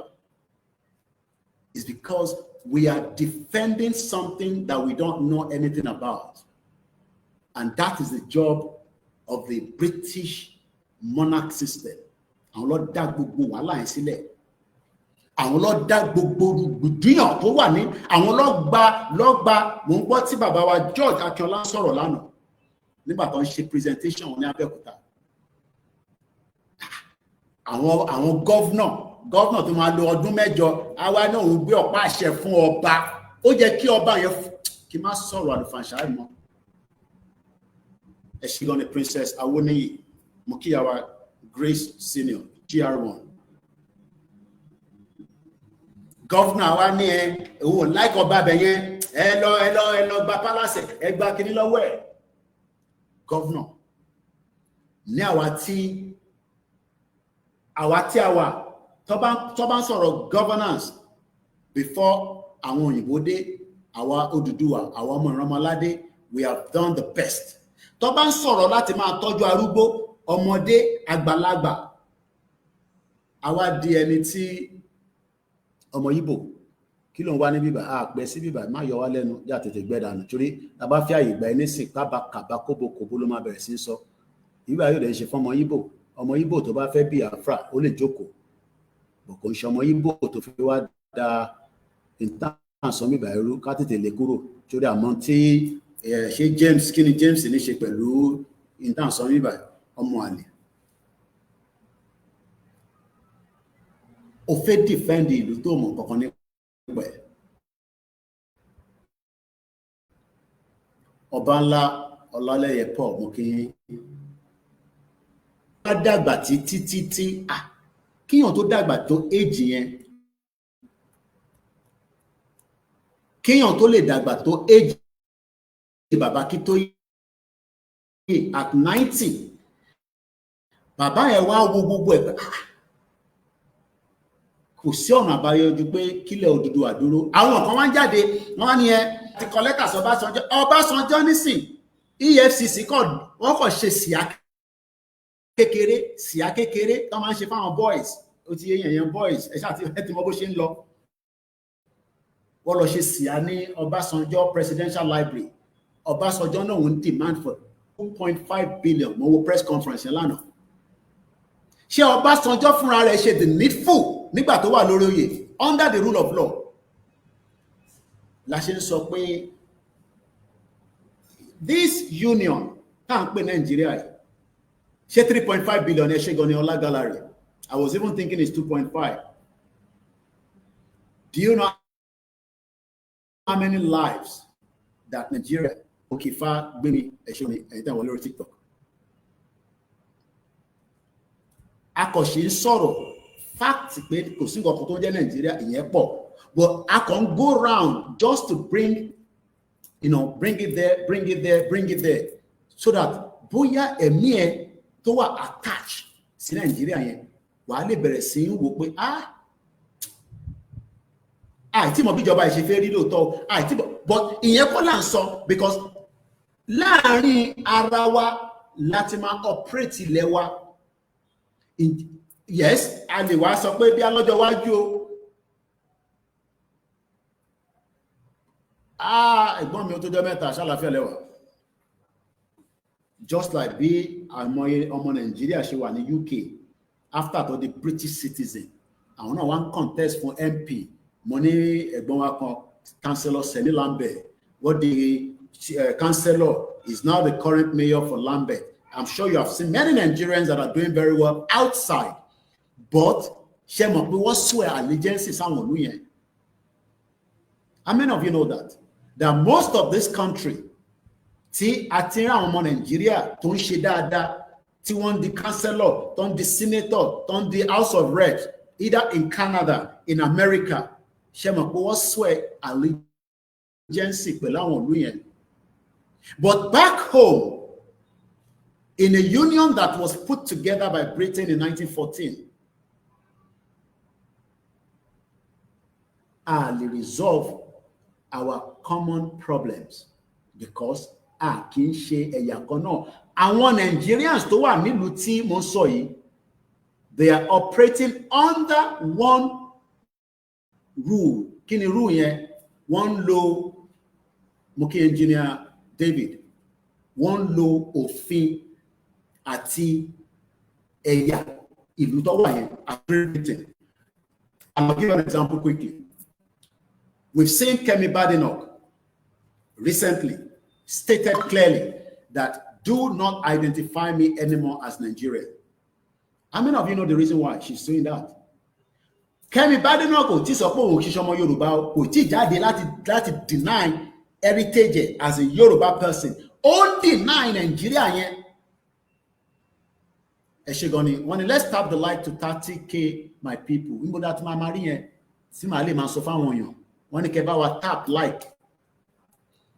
My pastor told me yesterday that data is too costly in Nigeria. I told him that is what they designed. Yes.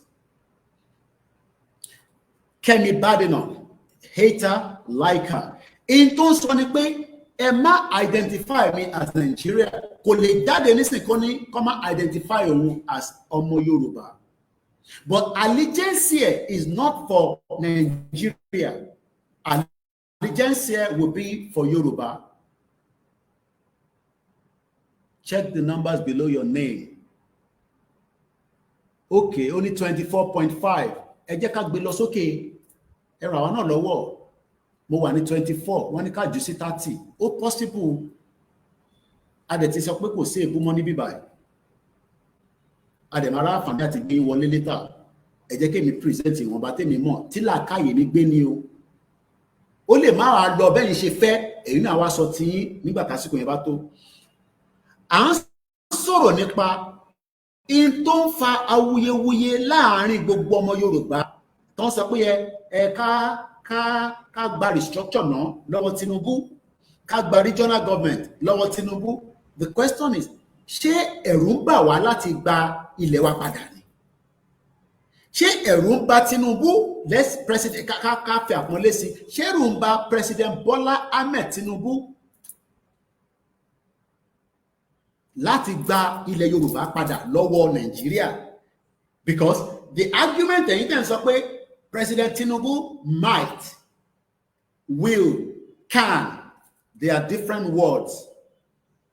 Ó ṣeé ṣe bóyá á fún wa ní restructure but ká kọ́kọ́ tún jẹ́ kó lọ ṣe 2027. The question is, ṣé ẹ̀rù ń bà President Bola Ahmed Tinubu? This is the question I want us to, as our IMAC, nígbà tá a bá láǹfààní àti fi ṣe engagement. Is President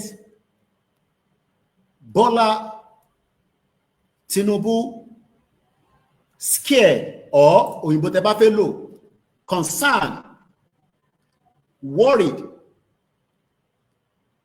will not, cannot give us a full independent Yoruba? Mo kàn ń kọ kékèké ni o síbí báyìí. Kí ló ń bà President Bola Ahmed Tinubu to pull Yoruba people out of Nigeria? No, kí ló ń bà wọ́n lẹ́rù? Why is he scared? Is it because of the current structure tí Britain create? Ìyẹn àkọ́kọ́. Ṣé nítorí kó má bàa upset Nnamdi Kanu? Ṣé kó má bàa upset Sultan of Sokoto? Ṣé kó má bàa upset àwọn ìjọ? Or is it because the main reason Britain? Kí lẹ̀yin rò? Why do we need to first land into a restructure? Ẹ máa gbọ́ tí Dr. Fapomuda wá jáde, Tinubu must, this country is not working, and let us go back to restructure. Why should we be talking about restructure when we can pull the whole Yoruba people, even there about the Yoruba, the whole Omo Duduwa, kí gbogbo wa ká jọ pull ara wa out of this current Nigeria and go back into Ilẹ̀ Oduduwa, and we start forming our government? And each area, about check lọ sí 30,000. Oshiwani 28, we can do it. One, Tinubu doesn't have the full power. Example is Yoruba land border, which he can't even open. But Tinubu is the president. He still has some power. He might not have all the power because maybe the military, we are on Deruba, we are American Deruba, we are Italy in Deruba. Why? Kí ni reason that Tinubu cannot pull the whole structure of Yoruba people out of Nigeria rather than first kakoko? I mean, because I'm trying to figure it out. Kí ni reason this president is finding it difficult We are in this union. Abi, background we are in this current union. Àwa nínú abọ́, gbogbo à ń jẹun nínú ẹ̀. Ẹni yára lògùn gbé, ẹlòmíì ti gbé ẹran, ó ti gbé sábẹ́ ẹ̀bà. Wàá wá rò pé ẹ̀bà ló ń jẹ ni, but ẹran ló wà lẹ́nu ẹ̀. Àwa ní ká kọ́kọ́ land sínú restructure. Tàbá tí wá wà nínú restructure, àwa pull out. Why tí a lè pull gbogbo structure yẹn ká dá padà sí self-determination, independent Yoruba country? Àwa jọ jókòó ní conference of Yoruba people. Èkìtì nìyẹn ni, Oǹdó nìyẹn ni, èdè wa lájọ máa sọ. Àwa jọ design government tá fẹ́, presidency tá fẹ́, irú structure wo la fẹ́. Ṣéyàn make sense ju ká kọ́kọ́ lọ bàbá wa sórí TV. No, Tinubu should first give us a restructure country, and then when we restructure, then we can start. Why are we scared? Who is behind the reason why we cannot pull the whole structure down? I know what's behind it. One Fulani are in control. Babawa Joseph, don't you know they would definitely kill him? But that is where Yoruba people are. Twitter and don't shut down. This is where Yoruba people will defend it. So that but the Yoruba people want to defend Jagaban going into 2027. That is very, very risky.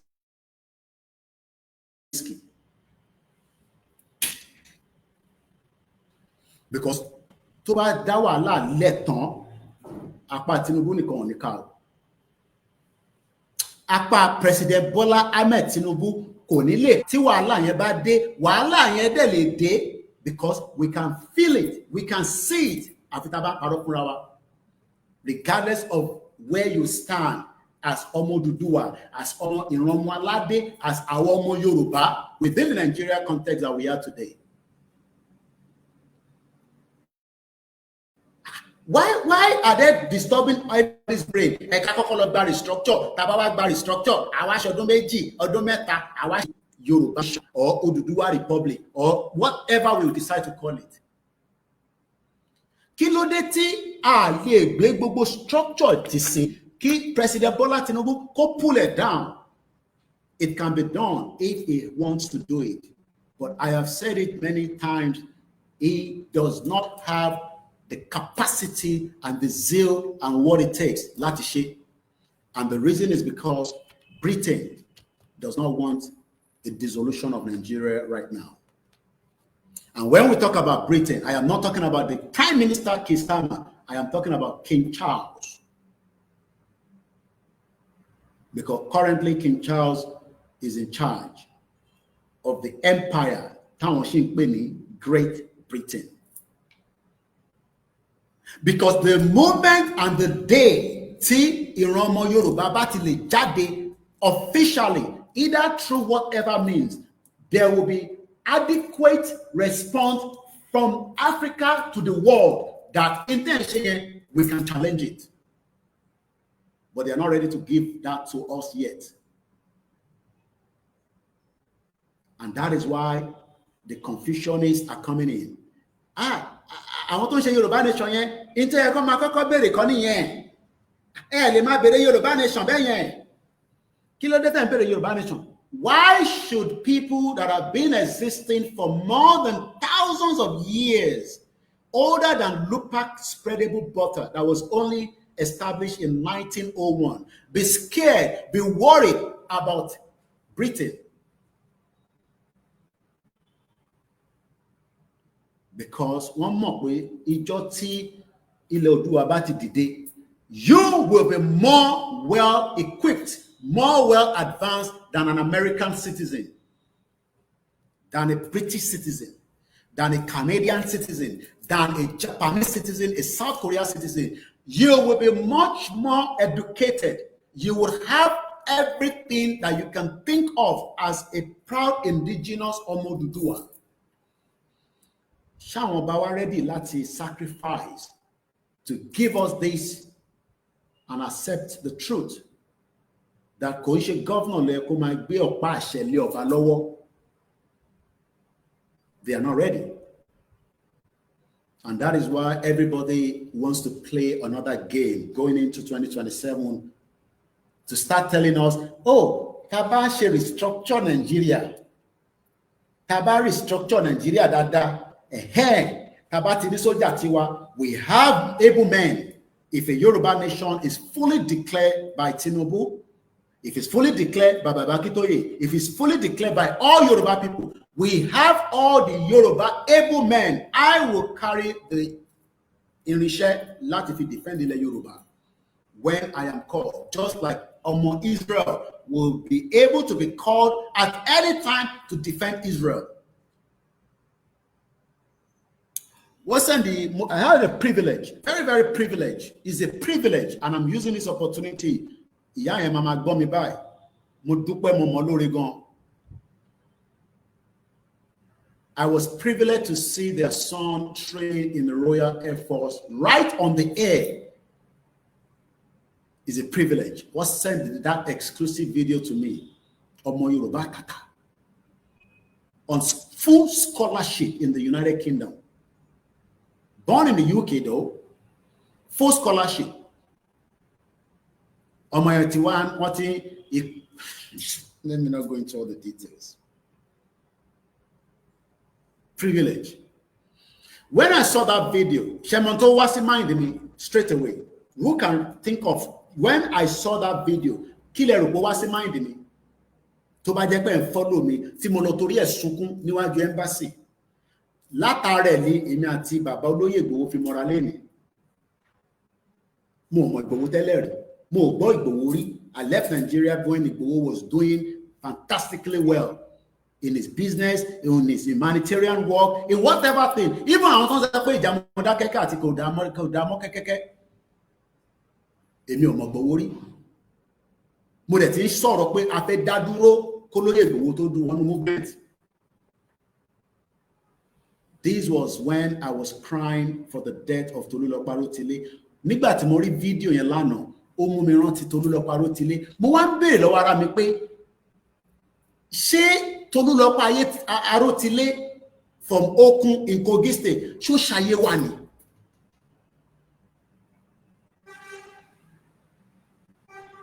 Àwọn èèyàn follow mi mọ́. Àbò tí ó ti sú wa ṣé ká pa ká máa lọ. Respond, communicate.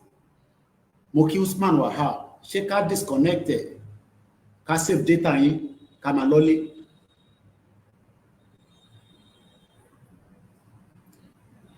Tolulope Arotile would have been greater today, but they end alive. Eshegun Mabawa Ola Gallery on TikTok. Do you know how much I cried? Bóyá ẹkún tí mò ń sun yẹn ni olóyè rí, because I have asked him, nígbà wo lèmi àti ń ṣe connect again many times. Nígbà tó ń ṣe fídíò Tolulope Arotile. And tẹ́ bá lọ gbọ́ fídíò yẹn ṣì wà lórí social media. Ìgbòho sọ nígbà yẹn pé ká jáde ká lọ protest. Ìtàn pè ní akọni ọmọkùnrin nìyẹn. Èmi sunkún, èmi ò sí Nàìjíríà. Òun ní ká jáde ká protest lórí ọ̀rọ̀ Tolulope tó pa. That same justice that is fighting for. Òun làwọn kan tún sọ nísìnyí pé kó ṣe sùúrù. So when I was watching that video, 2 clips lọ sent to me. I won't give into much of the details. Full equipped, Omoede will become a fighter jet pilot in the UK. Mo wá sọ fún ìyàwó mi lánàá pé Ọlọ́run má jẹ́ ká ṣiṣẹ́ dànù. Ṣó possible kí ọmọ yẹn wá lé nísìn? Ọlọ́run jẹ́ kó rí bẹ́ẹ̀ o, kí Fúlàní wá mẹ̀mí ẹ̀ lọ. Torí stupidity èmi tí mo ti gbé ní London, tí mo mọ̀ pé kò sí nǹkan kan pé Nàìjíríà, tí mo dẹ̀ fi protect millions of àwọn diaspora tó ń tọ́ka pé ìtawà ń ṣe àwọn wá restructure, àwọn wá 2027, ìyẹn àwọn diaspora tó ń bẹ ní UK o, tó jẹ́ pé àwọn ọmọ wọn lẹ́ẹ̀kọ̀ọ̀kan Ọlọ́run má jẹ́ kán ìrìn tí wọ́n ní point of no return.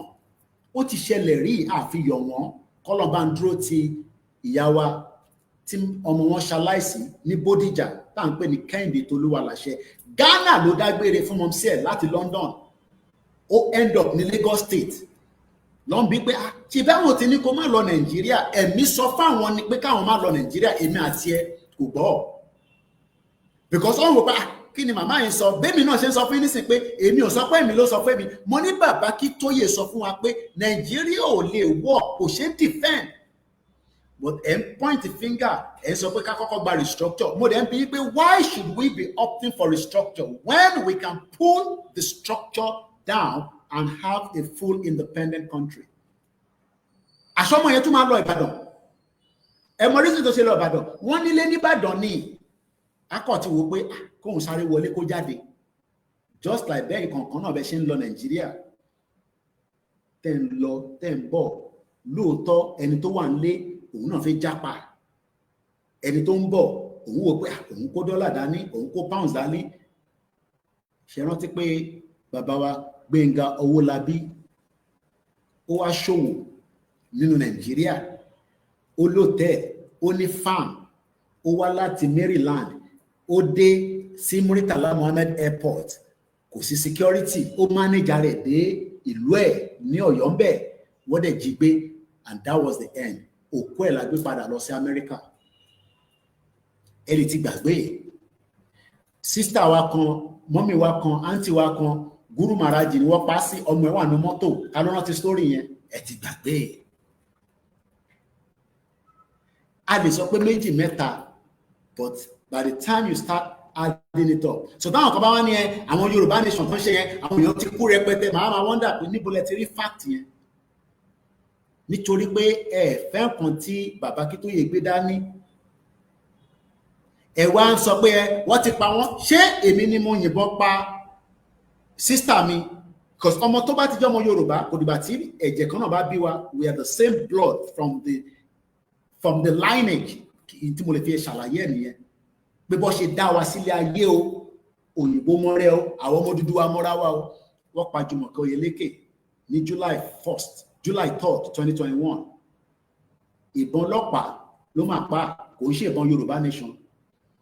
Wọ́n pa ọba Ọ̀kín ní 2023 ní January ní Ọjọ́ta látara pé à ń béèrè fún ẹ̀tọ́ wa. Why are we living in denial? Why tó jẹ́ pé à ń rí the needful tó lè gbé wa kúrò nínú ibi tá a wà tí Britain gbé wa sí tó há wa mọ́, because in tí Britain ṣe ni pé Britain há gbogbo wa, ó kó gbogbo wa, ó wá há wa. Mo ń bá èèyàn bí àmọ́ báyẹn kan sọ̀rọ̀ ni bí àdẹ̀gbá sọ̀rọ̀ through VN. Britain wá create ilẹ̀ north. What created in the way that irú ọjọ́ báyìí tí Tinubu máa need the north kò lè rí north lò ìyẹn fún 2027. He knows that already because 1959 Britain ti rig election àkọ́kọ́ through censor. Òun ló fi beat Baba Awólọ́wọ̀ tí Baba Awólọ́wọ̀ fi lè jẹ prime minister bí whatever níjọ́ náà náà. That was what Britain did. But lẹ́yìn nísìn, as we are campaigning to pull the structure out so that kí gbogbo ọmọ Odùduwà, if that's what you want to call yourself, kí ni à ń ṣẹ̀ṣẹ̀ ní ṣe pẹ̀lú àfẹ́gbà freedom wa? Bó bá wọn ẹ̀kọ́ máa ṣẹ̀ṣẹ̀ ṣe, that's your own cup of tea. Of course anybody pé kó wá ṣẹ̀ṣẹ̀ ṣe náà. Kí ni religion ẹni ṣe pẹ̀lú pé ilẹ̀ Yorùbá, ilẹ̀ Odùduwà, a ti gbọ́, a rí, ẹ̀rí ń bẹ pé àwọn ọmọ Usman Dan Fodio wọ́n náà wọ̀n ní dẹ̀yìn lẹ́yìn wa, àdẹ̀wà fìyẹn ṣeré. Àwa ní ká kọ́kọ́ gba kọ́kọ́ fún wa ní state police. Pé kí wọ́n bá fún wa ní state police nǹkan o, from state police o, àwa defend ilẹ̀ wa díẹ̀. Why can't we have a full-blown declaration of Yoruba country? So that kí gbogbo ọmọ Odùduwà tó wà interested láti fẹ́ gbé ìbọn, láti fẹ́ fi defend the border yẹn, ká kúkú lọ bẹ̀rẹ̀ sí defend the border yẹn. Àwọn tó wá ń ṣèjọba bí mo ṣe sọ, because a máa lọ in and out. Mo wá rí governor, kò ṣe, that's not an engineer.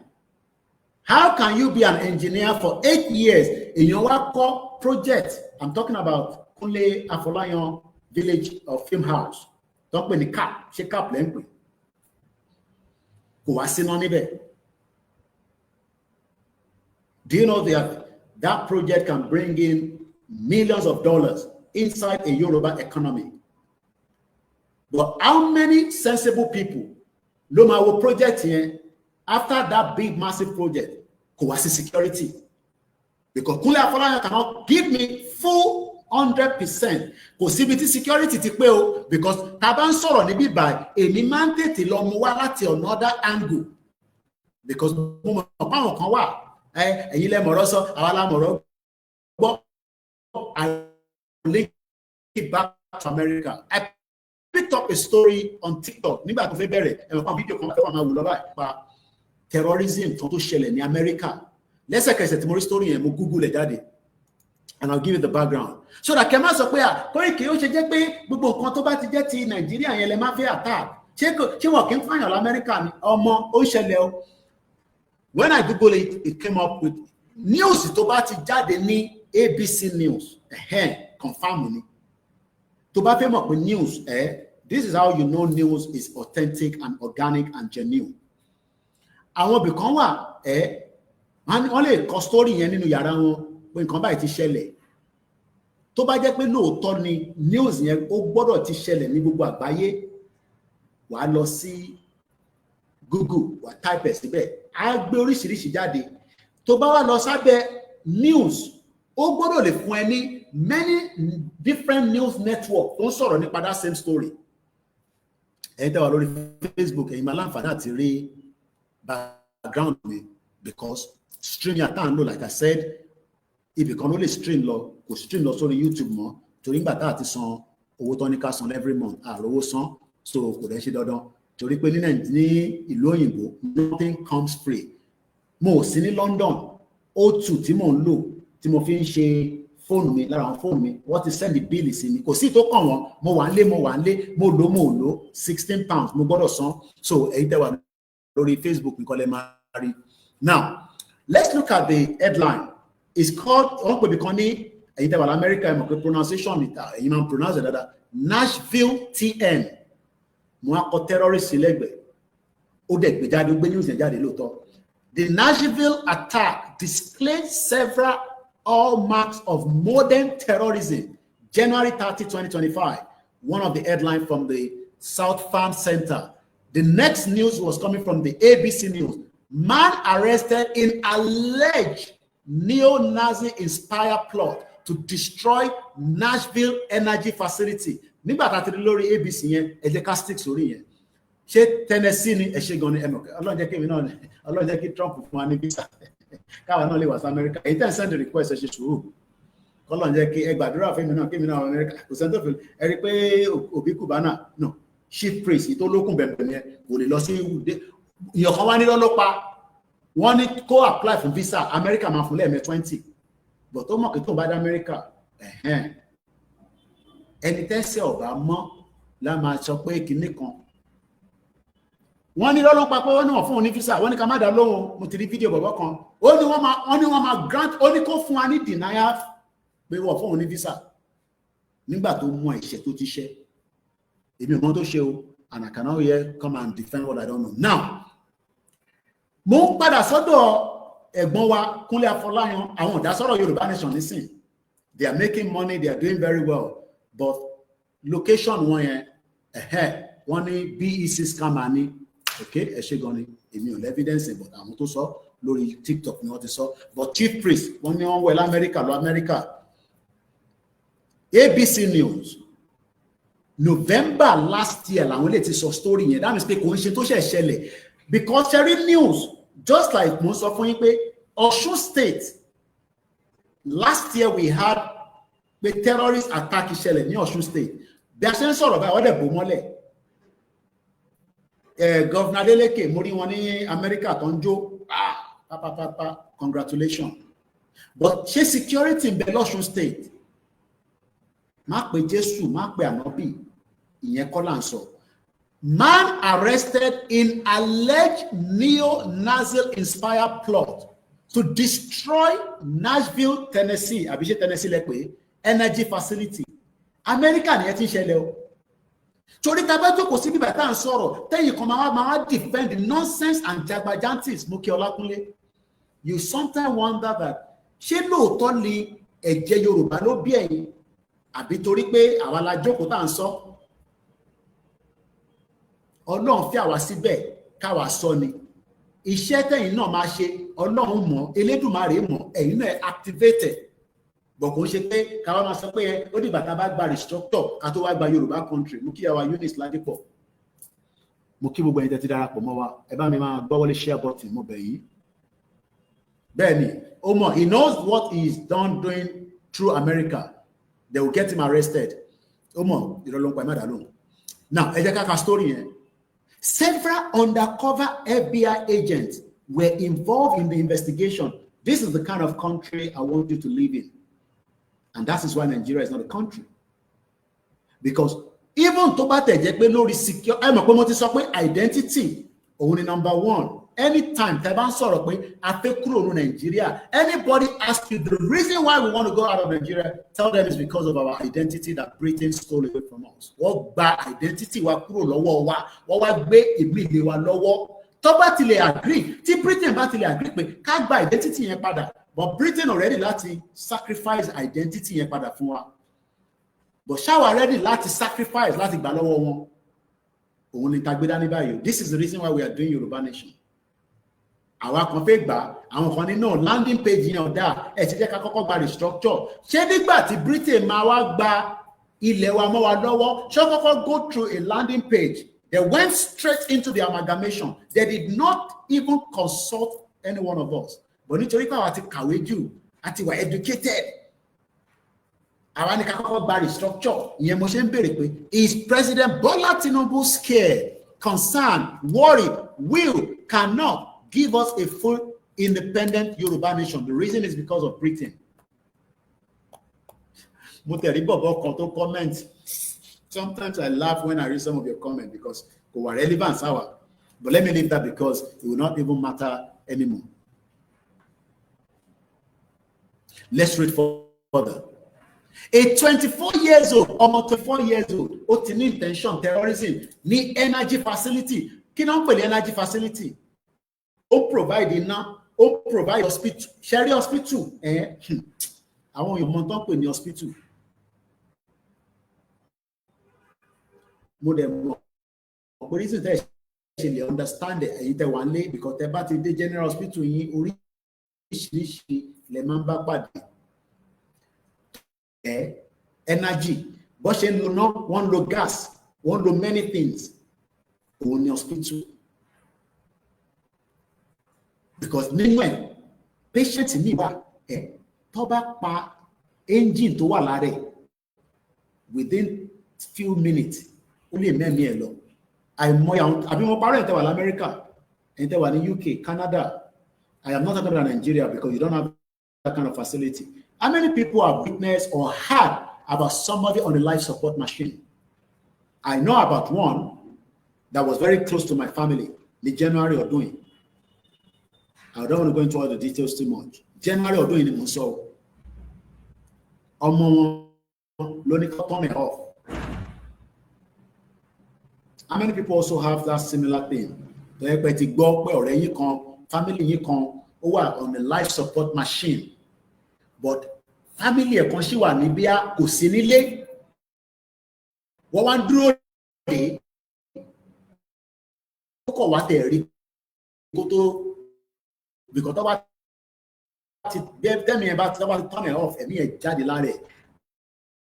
Tí Kúnlé Afọláyan lọ kọ́ kinní sí. Tí Fúlàní bá yìnbọn pààyàn níbẹ̀ yẹn nísìn, àgbàdúrà o, ní tó lè ṣẹlẹ̀ ni. Because axis ibi tó wà, axis ibi tí Kúnlé Afọláyan kọ́ kinní sí, axis àwọn demon tán pè ní Fúlàní tó fẹ́ gbalẹ̀ mọ́ wa lọ́wọ́. Ṣé Kúnlé Afọláyan sọ̀rọ̀ nípa Yorùbá?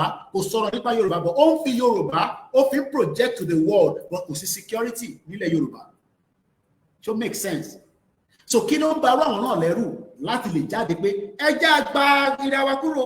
No, because àwọn ò fẹ́ lose the endorsement yẹn, wọ́n ò fẹ́ lose the credibility wọn níta. Because gbogbo wọn ni wọ́n ní interest owó tó ń wọlé fún wọn.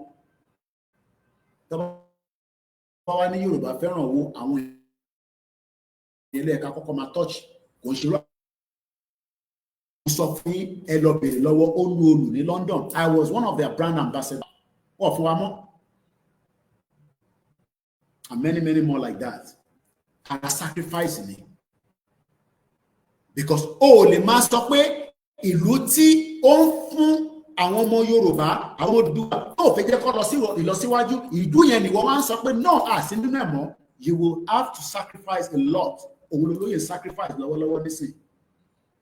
So o ti délé olóyè ní sọ́kà. Do you know how big the mansion is? Ó abandon it. Ó ń sun flat ní Kútọ́nù. Láti Kútọ́nù á tún padà lọ sí Germany. Eye days kò ń lò ní Germany. Ó ti dẹni tó ń gbé ní Germany. Kò ń ṣe pé kò lè gbé ní Germany. Bàbá Akíntóyè kúrò nílé. Wọ́n wá jókòó sí Kútọ́nù. And many more like that. So let's read further. Torí each time I talk about terrorism in Nigeria, intibati lè lọ mú tí kan tó wà l'Amẹ́ríkà wà tó ń ṣẹlẹ̀. Don't come here and defend and say, ṣé kò ṣẹlẹ̀ l'Amẹ́ríkà ni? Because I have already given you evidence. A 24-year-old Tennessee man has been arrested, not just arrested, charged with allegedly plotting to use a weapon of mass destruction. Take note of that word. Ọ̀rọ̀ tó heavy gan ni. In a neo-Nazi inspired plot to destroy an energy facility near Nashville, Tennessee, the Justice Department announced on Monday. How many of those have been destroyed in Yoruba land today? Even though power 13, the capacity, enough energy to feed our people, yet many lives of Yoruba people, but àwọn tó ní platform, àwọn sisters wa tó ń ṣe Akíndélé ṣe Fúnkẹ́ Akíndélé lẹ pè mo rí I think there's ṣe Abraham Tóyìn ọmọ Ọ̀ṣun state tẹ ló ń mú tẹ mú ó máa lọ sí yẹ láìpẹ́ mo rí bẹ̀rẹ̀ kọlọ Fọlúnkẹ́ yá yẹn. They have the voice but wọ́n lè afford láti sọ̀rọ̀ Yorùbá nation. Ẹ mọ̀ why? They will lose as much to start with, but losing as much kò pé wa ká wá gba country yẹn kí gbogbo wa ṣe wa ká flourish. Àwọn nìkan fi máa dájẹ́ òdòdó Nàìjíríà. Ìdí tẹ́ ṣe rí wọn tó support Yorùbá nation nìyẹn. Fúnkẹ́ Akíndélé ni Abraham Tóyìn ni Shatta Ibrahim ni gbogbo àwọn tó ṣèbí mi ti bá kí lórúkọ Jídé Kòsọ́kọ́ was in London. I interviewed him before. Brand ambassador, Nike, brand ambassador, Pepsi, brand ambassador, hotel. Because the moment they start talking about dissolution of Nigeria, àwọn tó jẹ́ company yẹn, àwọn company yẹn dẹ̀ sì máa ṣe tán fẹ́, but àwa la máa kọ́kọ́ gba ìtawà fẹ́. Tábà wá gba ilẹ̀ Yorùbá, tó bá bí company kan dá, kó tún máa sọ pé òun ò fẹ́ Yorùbá land ó ta fẹ́ yìí o, òun fẹ́ Nàìjíríà lórí ilẹ̀ wa. Kẹ̀rí pé kò lè possible. Femi Ọ̀tẹ́dọ́lá is the full control of the First Bank, if I'm right. Ẹ wá ní kó support Yorùbá nation, kò lè support Yorùbá nation. Báwo ló ṣe fẹ́ support Yorùbá nation? Because inú Nàìjíríà yẹn ní kòkó ọbẹ̀ gbogbo wọn wà. Ó rẹ̀ lè lọ sí First Bank nísìn kò ní òfin gbowó lọ́wọ́ wọn as a loan, kọ́tẹ̀ yẹ ní loan kékeré kò fi ṣe business. I gotta pick this call. Family is very important. Kí n kò sọ fún pé mo wà lórí program mo ti bẹ audit kìíní ẹ mo ti send ẹ sí ẹ bọ mo wà lórí live báyìí. What to send you? What is ṣe kíní ẹ?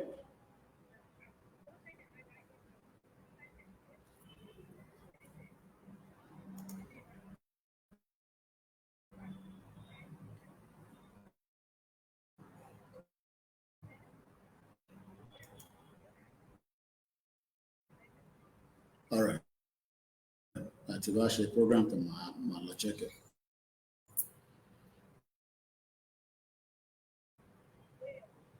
Abishe?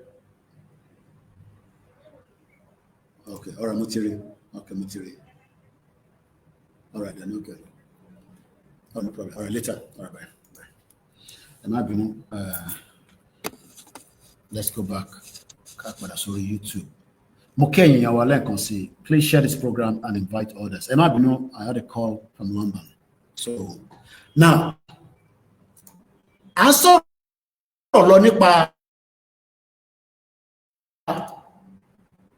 this particular tó fẹ́ destroy energy facility tó ń serve gbogbo state yẹn ṣé mo right ṣé state ní ibẹ̀ yẹn Tennessee, I'm sure it's a state in America. Nítorí pé agenda burúkú ń bẹ lẹ́mìí ẹ̀, just like àwọn tá à ń bá gbé, we are living among enemies on a daily basis. Àwọn oníkókó bó ṣe fẹ́ gbé wa kalẹ̀, kó shop wa, kó gé wa, kó destroy ìran wa. Àwọn làwọn nílẹ̀, àwọn làwọn ní this, àwọn làwọn ní Ilé-Ifẹ̀, àwọn làwọn ní Lagos, àwọn tí invest. Wọ́n invest kò lè gba visa lọ America, àwọn ọmọ àlè. The same thing náà ṣẹlẹ̀ l'Amẹ́ríkà o. So tábà wá ń sọ pé the more tábà pẹ́ nínú Nàìjíríà, ṣẹ́rí tí Amẹ́ríkà tá a rí káwọn tẹ̀sí tó ń gbìyànjú láti stop it. Lọ́dọ̀ tiwa this, we've not been able to stop the atrocity of the Fulanis. But àwọn èèyàn ní Koiki tá bá ti kọ́kọ́ gba restructure, àní full control, ìrọ̀lẹ́ pa. The only thing that can give us a full control of our country is declaration of Yoruba land, pull out of Nigeria, and then ask everybody, obìnrin ni ọmọdé ni, tó lè gbébọn, tó lè train, kó wá kó gbogbo wa sí ibi tá ti máa defend ilẹ̀ Yorùbá. I will be one of those that will be ready to be trained by the government.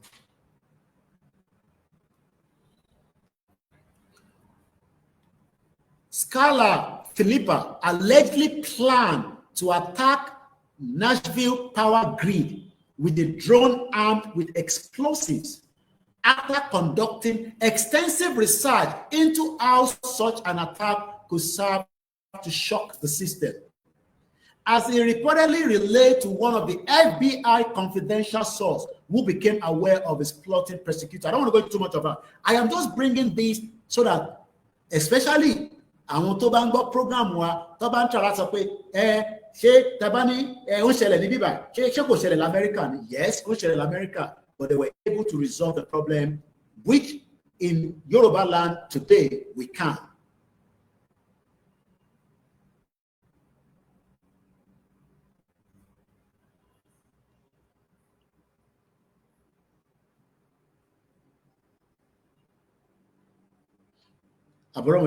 Comment.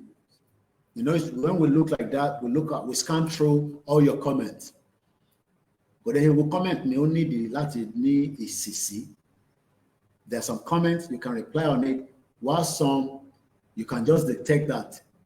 And don't be is either they want more information that you know. You understand what I mean? So Tabascap, Tabaran program, so sometimes our eyes pick one comment. I have 1, 2, 3, 4, 5, 6, 7 mobile phones here, and I have my laptop here. So when I look like this, I look like this. Motiri comments here, but I'm looking at this as well. So Odeshi will comment me, I'm a responsive. Let's go back into the discussion because I feel which is so shocky love again. Kodibata joko pe mo en tó bá fẹ́ gbọ́ kó gbọ́. Èmi ni kọ́kọ́ ni máa jìyẹ tá bá fail. Àti wọ́n tó no very structure tó yẹ ká máa pariwo ká gba full independent, but nítorí pé ń wo àkọ́kọ́ lọ gba ìdajì náà. Why ká ṣe fẹ́ gba ìdajì? That is the question I'm asking. Why do we want half when we can take full? Mo dárúkọ product méjì, ẹyọ kan mo ti fún yín, Lupac. Mo fẹ́ fún yín ní the second one. The second one is a very popular product in Nigeria. Ká tó máa wá tẹ̀síwájú. Tó bá jẹ́ pé ṣe darapọ̀ mọ́ wa ni a ti sọ̀rọ̀ nípa Lupac. Lupac is one of the brands that was promoted on the Big Brother house yesterday. Something piqued my eyes. Now because I'm in the movement, I tend to look at numbers, especially years. Tí bá wo kankan nínú paper, mo wo TV. Tí bá wo year yẹn, màá sáré calculate pé so ilẹ̀ Yorùbá náà ti dàgbà tó yìí, or ilé ìdàgbà ju Nàìjíríà lọ. If you are not aware, Lupac that is called Spreadable is older than Nigeria. It was established in 1901. And this is the same product don polówó ní Nigeria. Èmi náà dẹ̀ ń polówó pé ilẹ̀ Yorùbá tí yẹn exist ẹ jẹ́ ká padà síbẹ̀. I'm sure àwọn ọmọ Yorùbá tó wà ní Big Brother house náà nísìn àwọn náà fẹ́ Nàìjíríà àbí bẹ́ẹ̀ kọ́, because we are being living in denial, bombarded by many fake information, especially the ones that want to keep you within Nigeria. So èyí táwọn ṣe nísìn wọ́n ò fẹ́ jẹ́ kó promote, wọ́n ò fẹ́ jẹ́ kó débi tó yẹ kó dé, because wọ́n mọ̀ kó táwọn èèyàn bá ń gbọ́n táwọn sọ lójoojúmọ́ tọ́ní availability tó ń ṣe tó ń bá mi sọ̀rọ̀ tó ń wo program nísìn ó ń wo phone battery pé ó kù bí mẹ́ta kò dẹ̀ sí iná tó fẹ́ fi charge it. They know definitely that millions of our people will stop being bombarded by the false information from the media.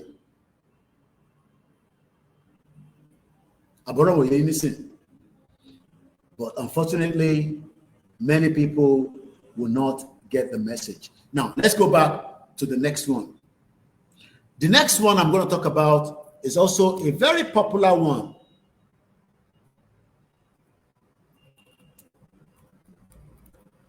Very, very popular in Nigeria. Well consumed by Yoruba people and the rest. And I want to talk about that one as well.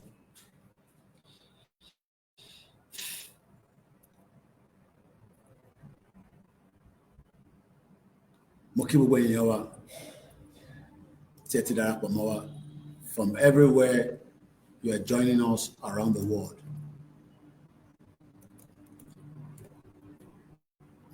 One thing is the country will eventually go down at some point, and there's no doubt that it is getting closer. Guinness is another product I picked up. Guinness, the stout. And just to wrap it up, while Nigeria is the first state. Moki Mama to be Milomo. Mudaki Gubo Awataja Walone Najoyi.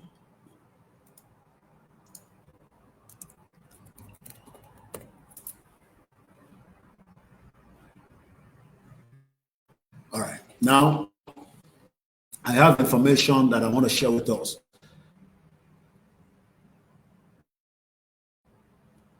Mukiba David Rotimi. Let's go back again to the screen, share on the Facebook. But for the rest of you, I will just read it out so that Elijah Fanier is exactly 12:43 p.m. in the 14th August 2025 on the Koiki Media, bringing the world closer to your doorsteps. Day 5. Láti jọ́ láti bẹ̀rẹ̀ rally èèyàn kan lè sọ pé ọlọ́pàá gbé òun lọ, èèyàn kan lè sọ pé ẹ ṣé gan ni bàbá wa Adéwálé, èèyàn kan lè ní ọlọ́pàá yìnbọn fóun. Everybody is safe. Àbí ẹ wà safe. You might not like the kind of rally that we are doing online, offline, in the little that we can do. But I think gbọ́ pé Koiki wọ́n ti yìnbọn pa wọ́n wá gbà wá ní station o àti wà ní day 65. Until our demands are met, it is still a continuity of the work. Now, èèyàn mélòó ló ever ti rí ìgbà tó dá Guinness sílẹ̀, ọtí Guinness tẹ́ máa mú yẹn, ìgbà tó founded níjọ́ òní. Have you ever come across that information before? Or this will be your first time? Tẹ́yìn náà máa gbọ́ ẹ̀kan mọtí yẹn ni. Èmi ọmọ Guinness torí mo kí mọtí. Àfi bí alẹ́ kankan, but not Guinness. Èèyàn mélòó àbí ẹ̀kan múnà ẹ̀mọ́jọ́ tó founded. Ẹ jẹ́ ń gbé àṣírí la máa ń like àṣírí kan tí mo fẹ́ fún yín nísìn. So that next time ẹ bá gbé ìgò Guinness yẹn dání tó sọ pé o like Nigeria, má ever sọ fún mi pé o like Nigeria torí pé Guinness tó náà like yẹn was founded in a very small island. Kakọ́kọ́ mu láti bẹ̀ yẹn. Gbogbo alamọ ìyá Esther Board. Ẹ máa ń ti gbogbo ilẹ̀ mọ́ I've met her once before. Because ìyá ẹ̀ mo lè fi ṣe example tó máa tètè wọ tí yín. I'm not here about any other thing she's doing, but mommy Esther board, Esther board, ìlú tó ń gbé ló ń pè ní Dublin. O rò pé Nàìjíríà ló ti found the Guinness ni. Ní kẹ́ faraba ibi báyìí ti máa ẹ̀mí ẹ̀ tó attach mọ́ Nàìjíríà èmi ni máa yọ díẹ̀ tí gbogbo wa àjọ máa wá kóra tàbá wá dénú Yorùbá nation o Odùduwà republic o bó bá wọ̀n ẹ̀ kó bá mi lẹ́sẹ̀ẹ́ àjọ máa lọ sí court justice system àwa ayé wa máa better so kó bá bú mi nísìn kò lè dùn mí torí èmi ti gbé ní life tó dáa tí àwọn ọmọ Yorùbá ò tí ì gbé life tó dáa tàdé ń jà fún. Ibi tí ọba ti ṣe nìyẹn máa ti jẹ ọmọ ẹ tẹ́lẹ̀ ní àtayébáyé nìyẹn ìyẹn ló ń dùn wọn. Ìwọ náà bọ́ sórí social media kó máa pariwo kó fẹ́ country káwọn èèyàn máa dáwọ́ fún ẹ kó máa support ẹ kó mọ bó ṣe easy. StreamYard lásán àròwó san $44. Wo àmọ́ bó ṣe rí bó tó bá yẹ pé mo lọ ń ṣiṣẹ́ ara mi màá mọ bí ṣe fẹ́ operate business mi. But o lè gbé méjèèjì àwa ọmọ Yorùbá náà la ní a lè ti ẹ̀ṣẹ̀ iná méjì bọ ẹ mọ òwe yẹn mọ̀ pé mi ò gbówe dáadáa ìkan la máa kọ́kọ́ ṣe. But àwọn kan pawó nísìnyí Kúnlé Afọláyan pawó Ibrahim Chatta ń pawó but kò sí security níbi tó ti pawó yẹn. They are putting the lives of millions of people in danger within that surrounding. Torí pé báwọn Fúlàní bá ya wọ bẹ̀ yẹn pẹ̀lú àwọn ẹ̀rọ àwọn vehicle tí mo fi wọ̀nyí yẹn rí èyí tẹ́wà lórí TikTok ẹ ṣáà rí screenshot ẹ̀ tó bá ya wọ àdúgbò yẹn pẹ̀lú mọ́tò kan pẹ̀lú àwọn engine wọn yẹn pẹ̀lú àwọn iṣẹ́ irin tó wà lọ́wọ́ wọn àwọn tó ń mú kí Rugi Giant lost a brother Nàìjíríà ni kọ́lọ̀ foríjì gbogbo àwọn tí ẹ̀mí tó yẹ kó wà láyé tí Nàìjíríà ti mú lọ.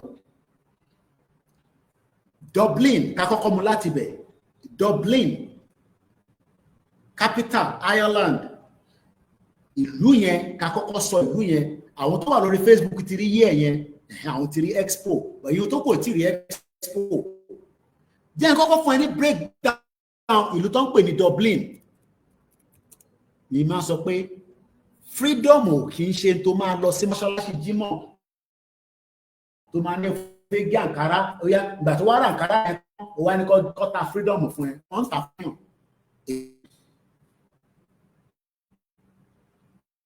Gbogbo population Dublin láàárọ̀ ẹ̀ according to their census ẹ̀rí payín bẹ́ẹ̀ ni ṣé mo lè bára pọ́pọ́pù ní sí lọ́wọ́ gbogbo àti mo lọ sẹ́kọ̀ọ́ mo rí pọ́pọ́pọ́pọ́ èmi ò lè jẹ́ náà because mo mọ òróró tó fi dín ó lè clean I don't know but èyí tẹ máa ń jẹ́ yẹn nígbà tó wá ra pọ́pọ́pù yẹn ó wá ní kó ta freedom fún ẹ. Gbogbo population Dublin as at mo fẹ́ make sure pé mo fún yín ní the right information òun náà ni 2022 lélẹ́yìí o tábàtẹ̀ ní give and take àwọn èèyàn ṣe jigijigi wọ́n bímọ wọ́n kú but as at 2022 gbogbo population wọn kò wọ 600,000. inú prayer tí máa ń ṣe ní Tuesday mọ́mí wa kan ìyá Dublin ìyá Grace Olúṣòótọ́ she lives in Dublin ara àwọn population Dublin nìyẹn as at 2022 Dublin nìyẹn tó bá rí visa Dublin nígbà ìyàtọ̀ visa wà ó mo kàn ń fún ẹ ní expo kékeré ni o má lọ gba Asia visa ká wá sọ fún ẹ pé tó bá dé Asia àwa wá sí Dublin wá sísàlẹ̀ ọmọ lọ́wọ́ máàpù dáadáa ó dẹrú Fúlàní níta nìyẹn o ẹrú Fúlàní ó sì bẹ́tà ká máa ṣe nínú ilé ká gbára wa sílẹ̀ o bó tó bá ráyè dé Dublin ọmọ takú síbẹ̀ o takú síbẹ̀ torí pé ó sàn ju Nàìjíríà lọ far. It is 592,713 as of 2022. The population of Dublin is 1.2 million. The city of Dublin, but the population of Dublin is just about 1.2 million. And the surrounding areas, àwọn agbègbè, àwọn gbèríko tó ti ń ṣe jigijigi tó ń bímọ tó ń kú káṣà sọ pé give and take gbogbo Dublin tó 2 million is about 2 million. Ìlú yẹn ló ti wá dá ọtí sílẹ̀ tèmi àti ẹ mú èmi ò bá yín mú but èyí tẹ́ mú ni ẹ mọ́ra yín ní 1759 àṣírí yẹn mo rí nínú Big Brother. Ṣé mọ̀ pé Big Brother yẹn èyí kan ń wò ó bẹ́ẹ̀ mi ṣe ń wò ó èmi ń wo oríṣiríṣi nǹkan around it. Nígbà táwọn Guinness ẹ̀rọ àwọn ni major sponsor Big Brother ọdún yìí. Owó Big Brother náà mo ti fún yín ní summary ẹ̀. Guinness tí wọ́n dálẹ̀ ní Dublin ní 1759 ìran Yorùbá dẹ̀ ti ń bẹ before 1759 ṣé anoma àwa náà wá restructure ká kọ́kọ́ fún wa ní restructure ta ló ń push narrative yẹn tó bá ń ṣe àwọn ọ̀dàlẹ̀ Yorùbá ọba ní àwọn tó ń ṣe Yorùbá ní àlọ́dàlẹ̀ ṣé àlọ́dàlẹ̀ àwa táwọn ní ká gba full autonomy àtẹni tó sọ pé ká kọ́kọ́ lọ landing page ká kọ́kọ́ fún wa ní restructure àwọn olè àwọn ìka àwọn ọ̀bàyéjẹ́ gbogbo wọn pátá stakeholder ni wọ́n nínú Nàìjíríà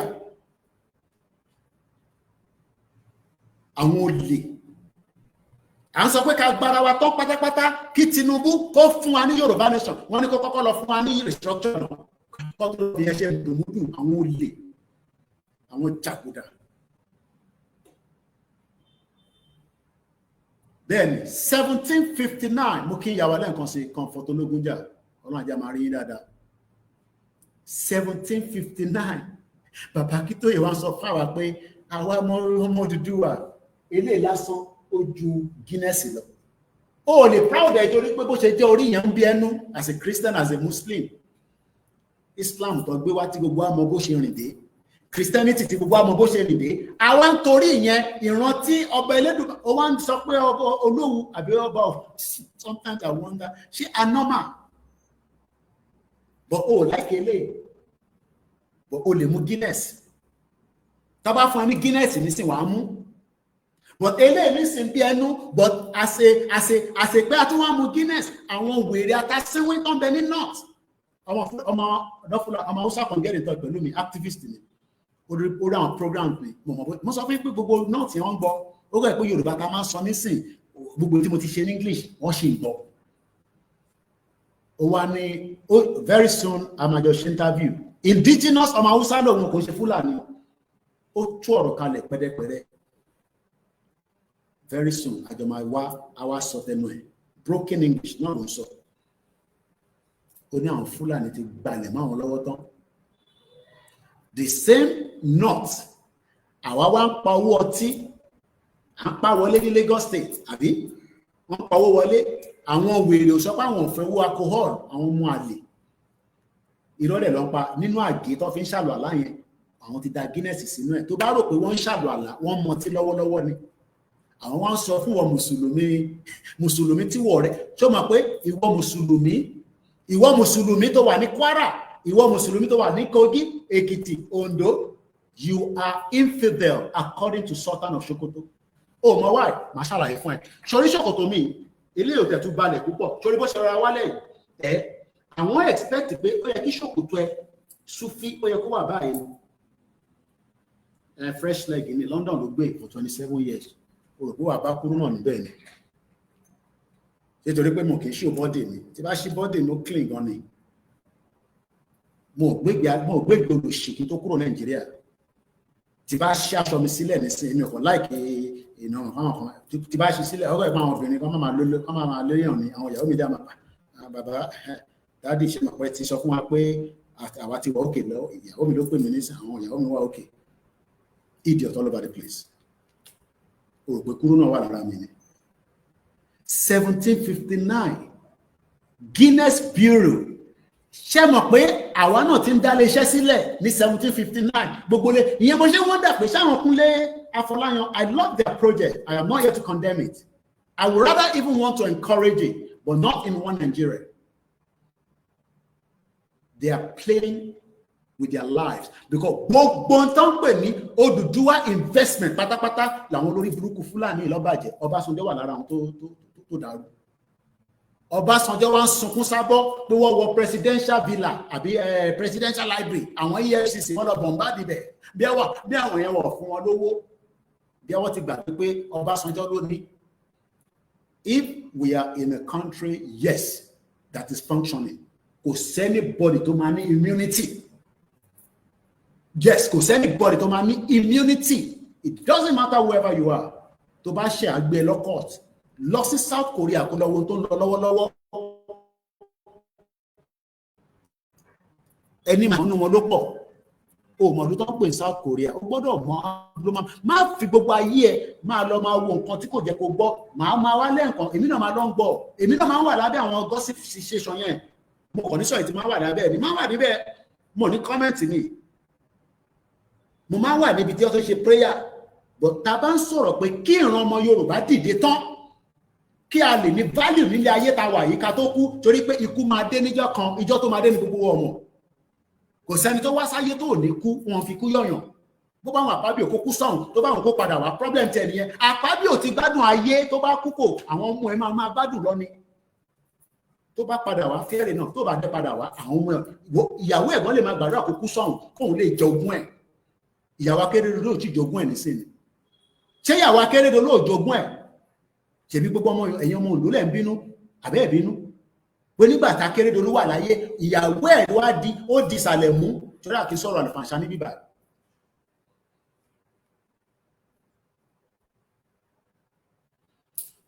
mo ń bọ̀ mo fẹ́ gbé yín lọ sí South Korea okay justice system ìlú tó ní justice system ìwọ wá ń sọ pé Nàìjíríà máa dáa òun dìfẹ́ nìkan tó mọ̀ ní pẹ̀ Ọlọ́run má jẹ́ kí o ṣe àkóbá àdára fún rẹ̀. Korean justice system is a three-tier system with the Supreme Court at the apex, followed by the High Court and the District Court. Specialized court like the Family Court, Administrative Court also exists at the District Court level. We would have Excellency Mukisa. Wọ́n ṣe Excellency Tinubu dé bá ti gbé Excellency orúkọ tó ń jẹ́ lórí TikTok nìyẹn. A fẹ́ gba country tí wàá lè tí tèmi àti Gani tó fi mí rẹ́rìn nísìnyí tí bá fẹ́ sùn ẹ̀ máa mọ ibi tó ń gbé. Ṣe pé nígbà tó mú lẹ́tà lọ bá Portable ààrẹ ó ní kọ́ tó bá jẹ́ pẹ̀lú tó ń ṣiṣẹ́ ẹ̀ kò ní sọ orúkọ tó sọ yẹn. Wọ́n bí dá. No, mo ṣe pé kò tó bẹ́ẹ̀. Pé wọ́n mú court letter wá bẹ́ẹ̀ nínú ilé wọ́n ní kí wọ́n dá padà lọ sí court nílùú òyìnbó wọ́n wá fún ẹ ní court letter ó wá sọ pé dispatcher yẹn kó dá padà lọ lawless country ní Nàìjíríà sẹ́ èmi ò fi gbé nínú country bẹ́ẹ̀ yẹn ń bọ̀ president South Korea ó ti rúgọyìn president of South Korea kí ni mo sọ oru igi oyin impeachment of you gbowó ṣá àgbọ́dọ̀ gbé máa kọ́ sọ fún bàbá tó mọ online ni gbowó ṣá bàbá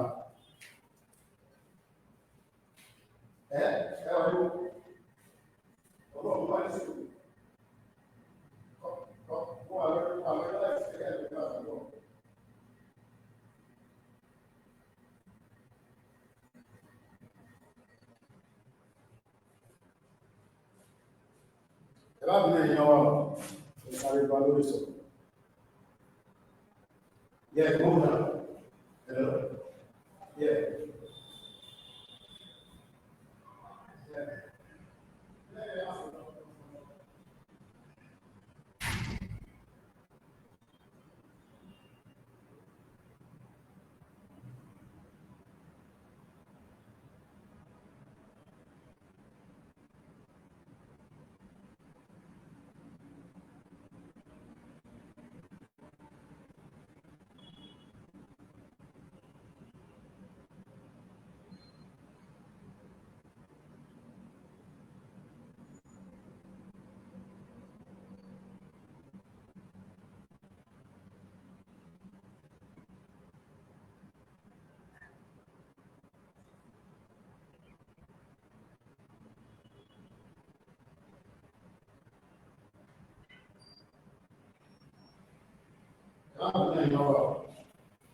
Emergency call ní látọ̀dọ̀ bàbá olóyè ìgbòho má bínú àfojú pa yìí tẹwà lórí ìjókòó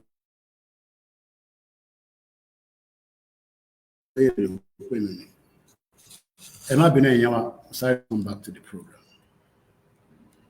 Àbá fún wa ní there's an update from him that he wants me to pass, but I'm assuming later. Now, let's come back. Ẹ jẹ́ ká padà lọ sí South Korea said, where last year, December, there was an impeachment. South Korea President Yoon Suk, the president of South Korea, was impeached by the National Assembly. She want to impeach Tinubu. Benny, no retreat, no surrender name. So possible to impeach Tinubu. What we are saying is that how Kakpada sorry Guinness 1759 Guinness Bureau was founded. Guinness was founded when Arthur Guinness bought a small bureau in Dublin in 1759. Now, let's work the math quickly. Take a look calculator. A minus 19 minus 29. 1914 Kayokuro from 1975. Mokiba Baba Busari Kazim. 1914 amalgamation. What Kobobu Apapo. Kelly rí pé àwọn òyìnbó yìí tó ń pè ní Britain. Àwọn gangan ní ìtò ń dalẹ̀ ayé rú.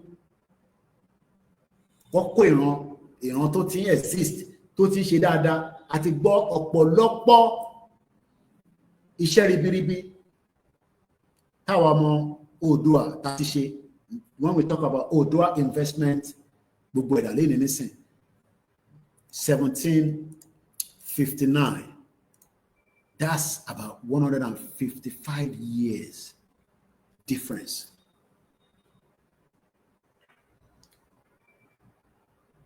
Eshegan Baba Tony ages. So make sense, listen. The same Guinness, anything. Lower Stone sponsor Big Brother. They say Guinness, and not go John Moon in Nigeria. Kate was about to accept it, okay. Bosheri ni yabi. Àwọn Tokyo ya náà wá tún wá sọ fún wa pé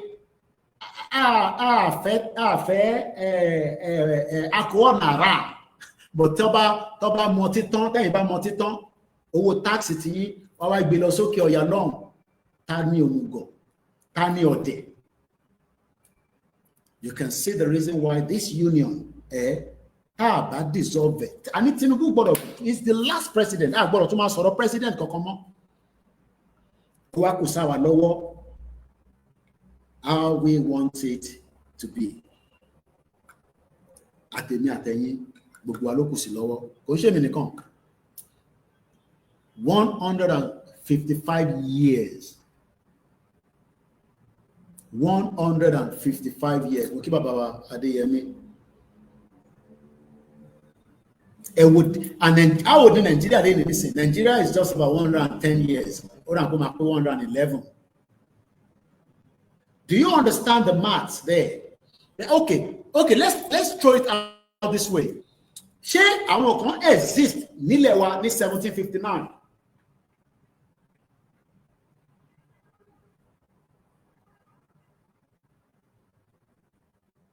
Ṣé àwọn kan exist ní ilẹ̀ wa ní 1759? Is a question.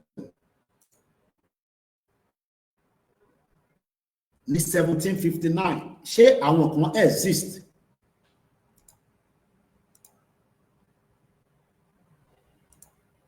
Do we agree? Nílẹ̀ Yorùbá ni mo ń sọ, nílẹ̀ Odùduwà. So, ìyẹn kan sọ pé no. Má sọ orúkọ bẹ́ẹ̀ náà. So then sọ nísìnyí pé ní 1759 omi ní gbogbo ilẹ̀ Yorùbá àǹjọ̀nú nìkan ló ń gbé níbẹ̀. Àdìsíkúdẹ̀ lọ́dọ̀ wa ní 15th century. Àwọn Portuguese tó kọ́kọ́ máa dé 15th century ni wọ́n land sílẹ̀ wa. So definitely àwọn kan tí exist for 1759. Àwọn ọ̀tí ń gbé lórí ilẹ̀ yẹn ni mò ń mìíràn ní agbègbè whatever tá a bá máa pè lénìí. Yá Ọ̀yọ́ là ń pè lénìí, Ogun State là ń pè lénìí, whatever tá a bá máa pè lénìí ni mo sọ àwọn kan tí ń gbé níbẹ̀. Humans, a àwọn èèyàn bíi tèmi àti yín yẹn ṣé táwọn bá fi àyè sílẹ̀ tí Fúlàní gbalẹ̀ mọ́ wọn lọ́wọ́ ṣe rántí pé 18th century ni Fúlàní gbalẹ̀ mọ́ wọn lọ́wọ́ ẹ ṣé bàbá wa Samuel Adébáyọ̀ ṣe ti rántí pé 18th century ni wọ́n gba north tó ń pè ní ilẹ̀ Haúsá kò sí kankan tó ń jẹ́ Haúsá mọ́ ọmọ Haúsá tó bá mi sọ̀rọ̀ ó ń bẹ̀ mí pé báwo la ṣe máa ṣe audio yẹn wà níbí báyìí ó reach out sí mi indigenous Hausa person àwọn lè má ní voice bí àwa Ọlọ́run fi ẹ̀bùn mídíà ó fi ẹ̀bùn ọpọlọ ó fi kí àwa ọmọ Oòduà ṣe ni pé now tá bá wá sit back téèyàn kan wá sọ nísìnyí pé pẹ̀lú gbogbo tá a mọ̀ yìí tá a ti gbọ́ yìí káwa máa propose a restructure Nigeria kí Tinubu fún wa ní restructure Nigeria ṣé àwa àtàwọn yẹn ṣé àwa là ń parọ́ àbáwọn tó ń sọ restructure Nigeria because kò sí kankan tó ń jẹ́ restructure Nigeria and you cannot get a regional government back. It is too late to restructure Nigeria. Táwọn tàná tó ń gbé ní orílẹ̀-èdè yẹn ẹ̀rí pé ìtawà words defending language as a people's right èdè kì í ṣe lédè kan náà èdè de lọ́ fi recognize ìlú Dublin bó ṣe kéré tó wọ̀ sí lára UK o bí àyẹ̀mọ̀ independent bẹ́ẹ̀ ni restructure Nigeria is a deceit irọ́ ni ẹ̀tàn ló wà ń bẹ̀ wọ́n kọ̀ fífi máa gbé ẹ̀mí àwọn ọmọ Yorùbá in the hope that something will come out of it.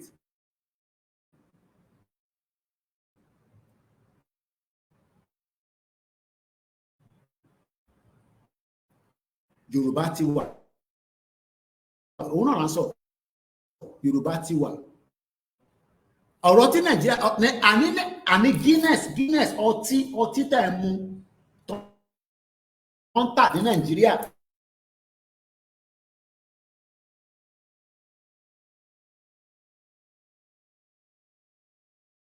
$2 million ní gbogbo Ireland ẹ ṣé gan for the correction because 1759 ni wọ́n dá iléeṣẹ́ ìsílẹ̀ ní Dublin nínú Ireland mo dẹ̀ ti sọ pé kó lè bá yáwọn èèyàn dáadáa ibẹ̀ ni ìyá Esther Board Ireland ẹ̀ máa gbọ́ Dublin àwọn ọmọ Nàìjíríà kún bẹ̀ bam because ní yíyẹ kan mo mọ̀ nísìnyí o tó bá fẹ́ lóyún tó bá máa bímọ o gbọ́dọ̀ lọ bímọ sí Ireland ni o wọ́n máa ń fúnyàn níwèé nígbà yẹn I am not talking about now I'm talking about maybe 15 years ago.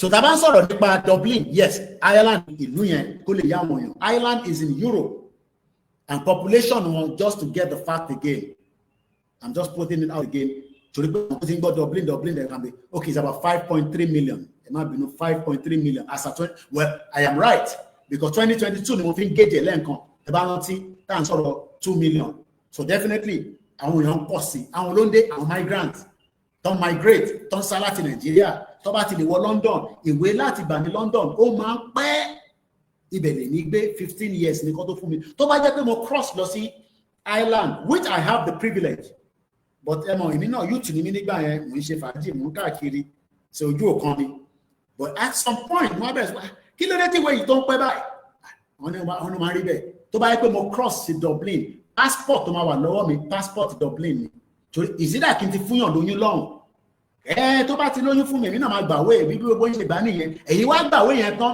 àwa wá ní káwa náà gbàwé ilẹ̀ Yorùbá ẹ wá ń takò pé kílẹ̀ Yorùbá dá dúró tẹ̀lé pé ẹ̀ ṣe dáadáa especially ẹ̀yin tẹ́ wà ní diaspora ẹ̀ ṣe dáadáa because tẹ́ bá ṣe dáadáa ní gbogbo ilẹ̀ mọ́ bẹ́ ṣe gbàwé ẹni tó bá bí officially sí any country tẹ́ bá wà ẹ lọ já dúró níbẹ̀ ni one way or the other.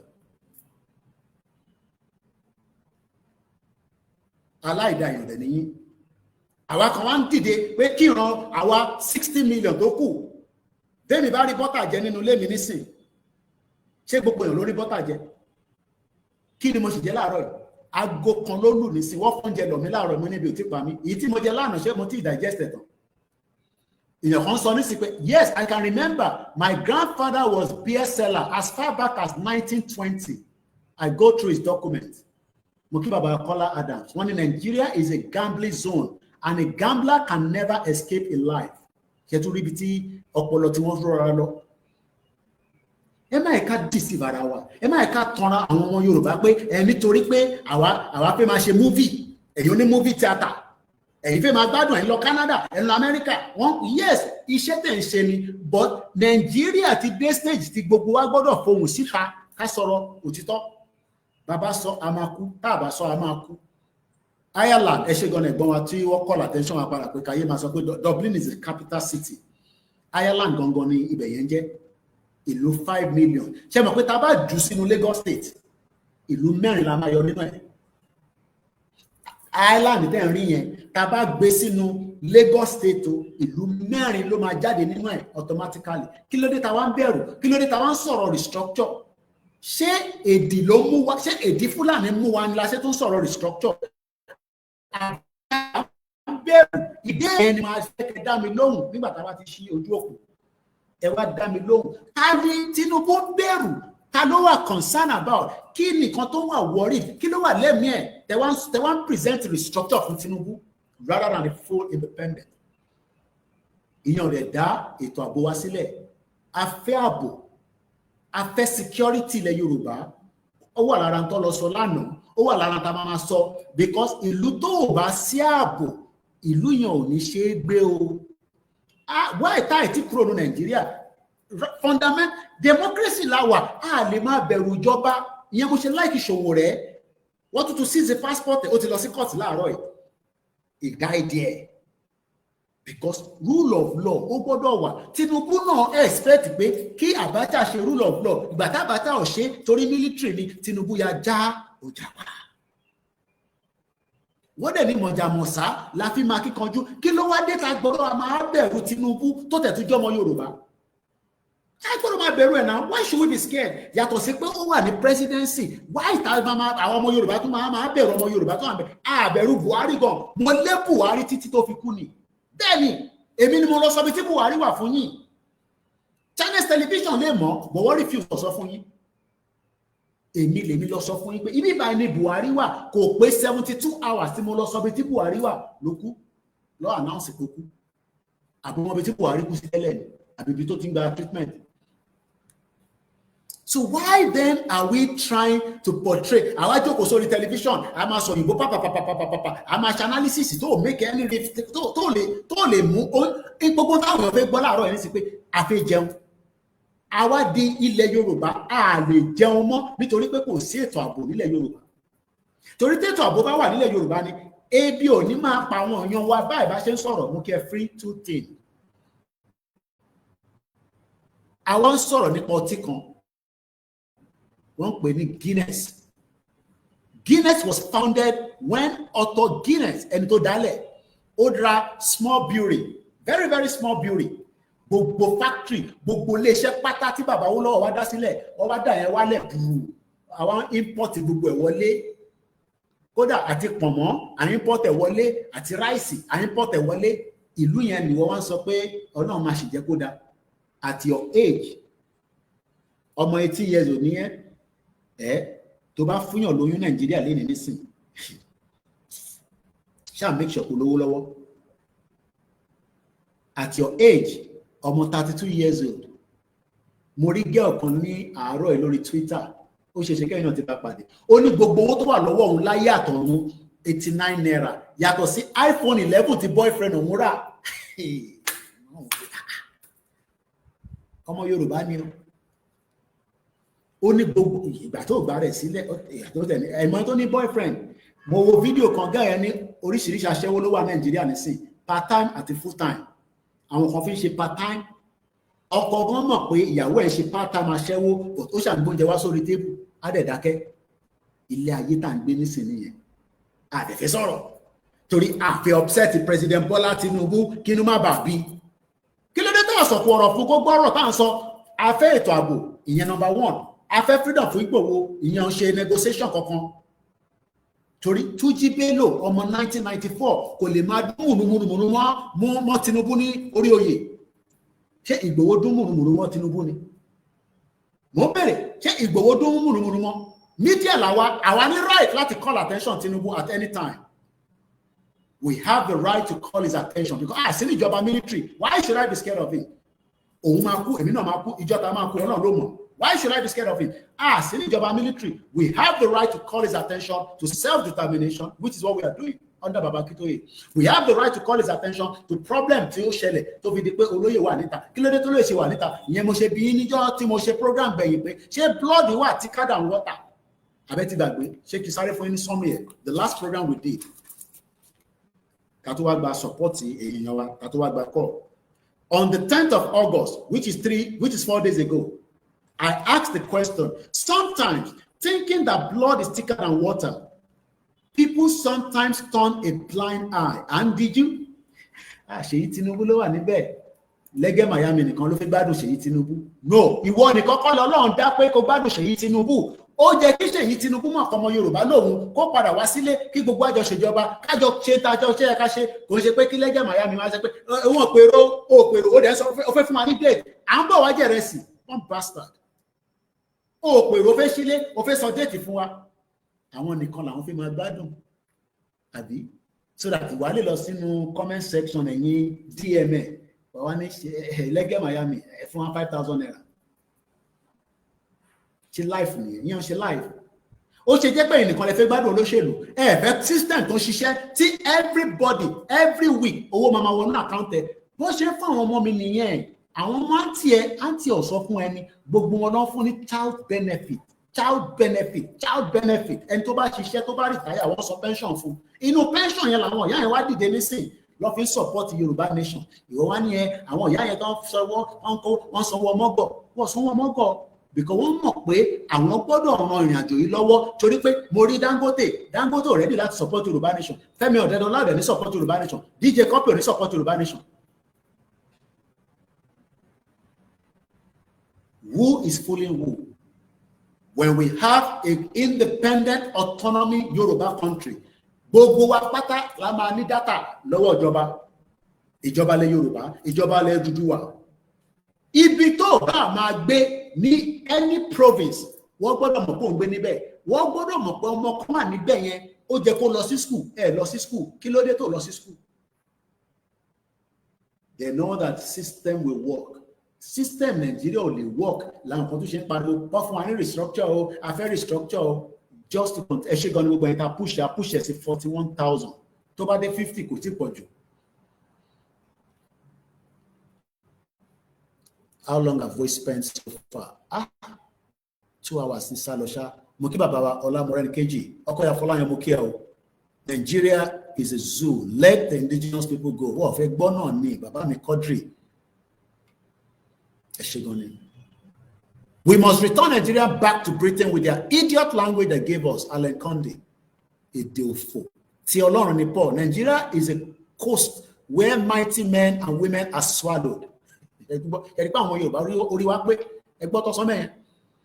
Nigeria láàmì àtúnẹlòmí. Mo kí t'Ọlọ́run ni Paul. Sunday Ọládàpọ̀ mo kí gbogbo ẹni tí ẹ wà lórí ìjókòó. Now, let me come back. A sọ̀rọ̀ nípa brand méjì tó polówó lánàá lórí Big Brother Nigeria. A ti sọ̀rọ̀ nípa Lupac. Lupac was founded in 1901. Guinness was founded in 1759. Shanoma. Àwa dẹ̀ fẹ́ defend Nigeria. Àwọn iléeṣẹ́ méjèèjì dẹ̀ dàgbà ju Nigeria lọ. Everybody knows the genesis of Nigeria, but wọ́n fẹ́ padà sí genesis ibi tó wà tẹ́lẹ̀ lọ́sẹ̀ tó sọ̀rọ̀ ká restructure Nigeria. Tàbá restructure Nigeria láti bẹ̀ àwa gbéra àwa ní power díẹ̀ ká wá ṣẹ̀fà gba Yorùbá nation. Time wasters all over the place.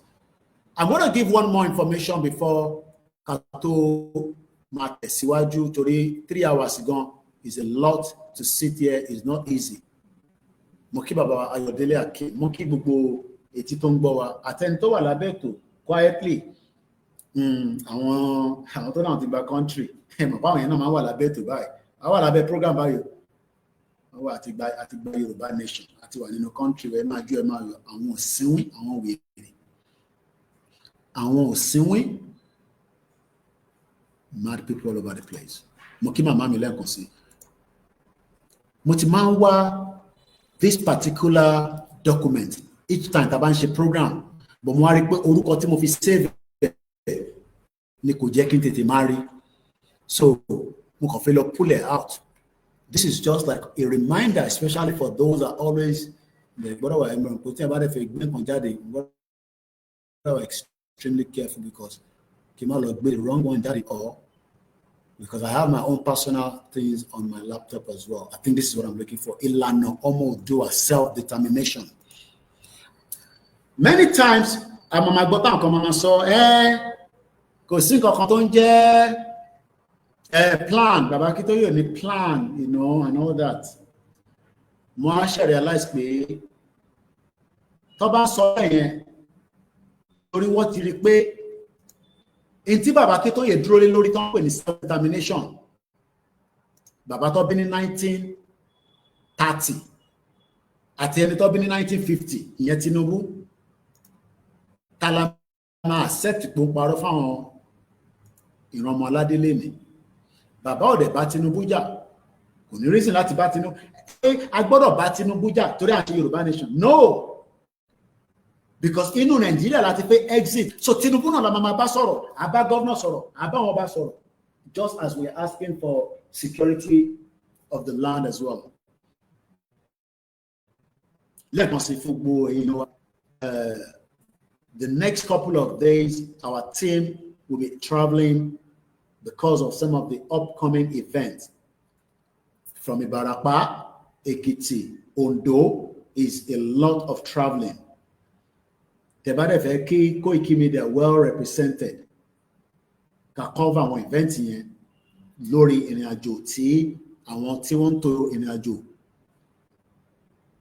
Ẹ fún wa ní support ká lè fi ìrìnàjò yẹn.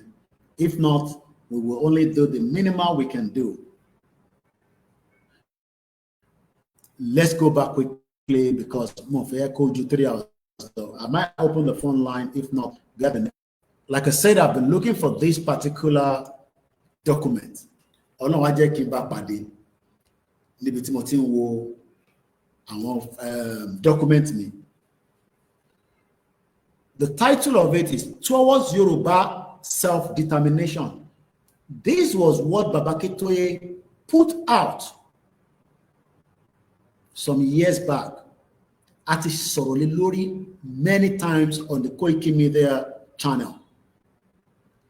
But mo realize pé not everybody wants this country. So I do share this. We share recently the Good News Path to Prosperity and the Koiki Media WhatsApp channel. We share documents here now. It might be on YouTube, like I said, 60 and funding, like if you cover cost of operation, so we end up returning back to using a mobile phone rather than using the software, because software time low is a paying one, and that means we can only use one platform on it. When I went back to this 35-page manuscript, Tibaba release, what actually do you want? This old man, Baba Agbalagba, ó ti gbìyànjú gbogbo ọ̀nà pé ká má máa lọ presentation ẹ̀ nílé yìí o.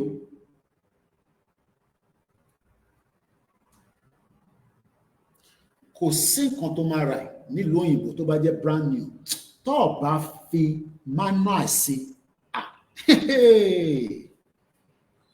a jẹ́ pé kódà bóra lórí Temu, kódà bí yàn bá ra nǹkan mi lórí eBay tó jẹ́ second hand, irú àwọn tá máa ń rajà lórí eBay is one of my marketplace in the UK for many years. Mo like ọjà orí eBay gan. Mo máa bọ́ ṣe ń bid dáadáa. Èmi tẹ̀ máa ń like a bid.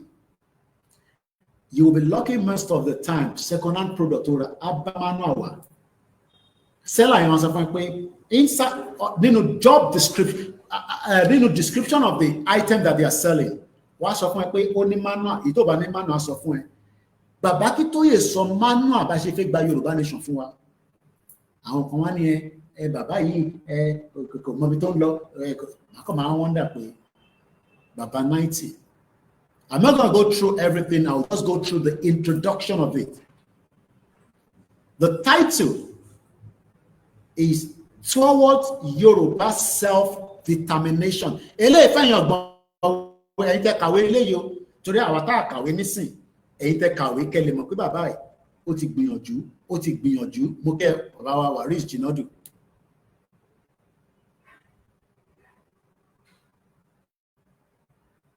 Mo kí Azeez Badeshere.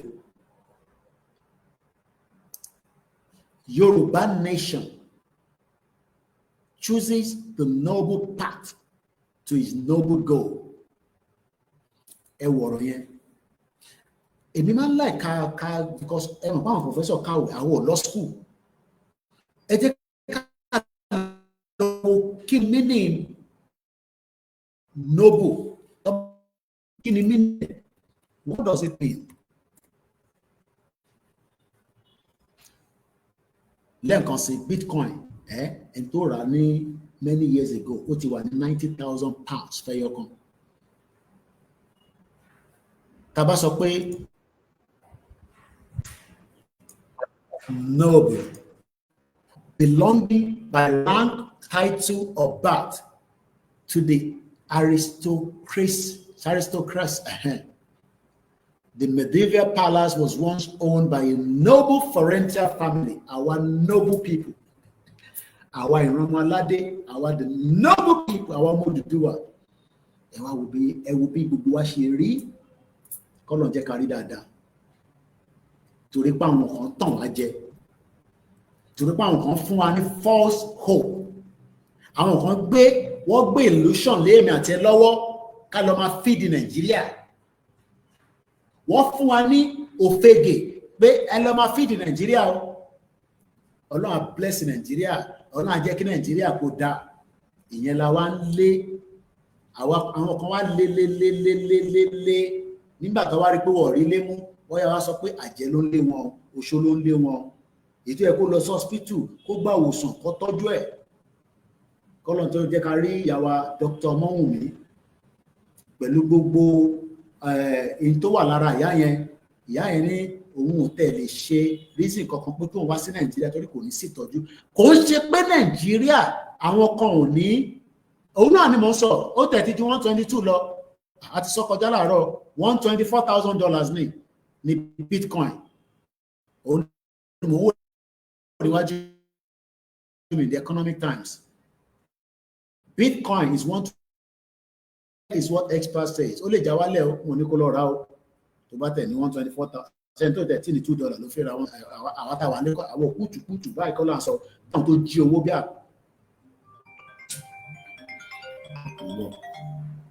ẹ má bínú ìyá wa.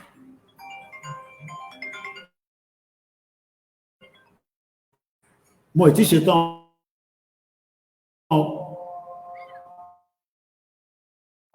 tán.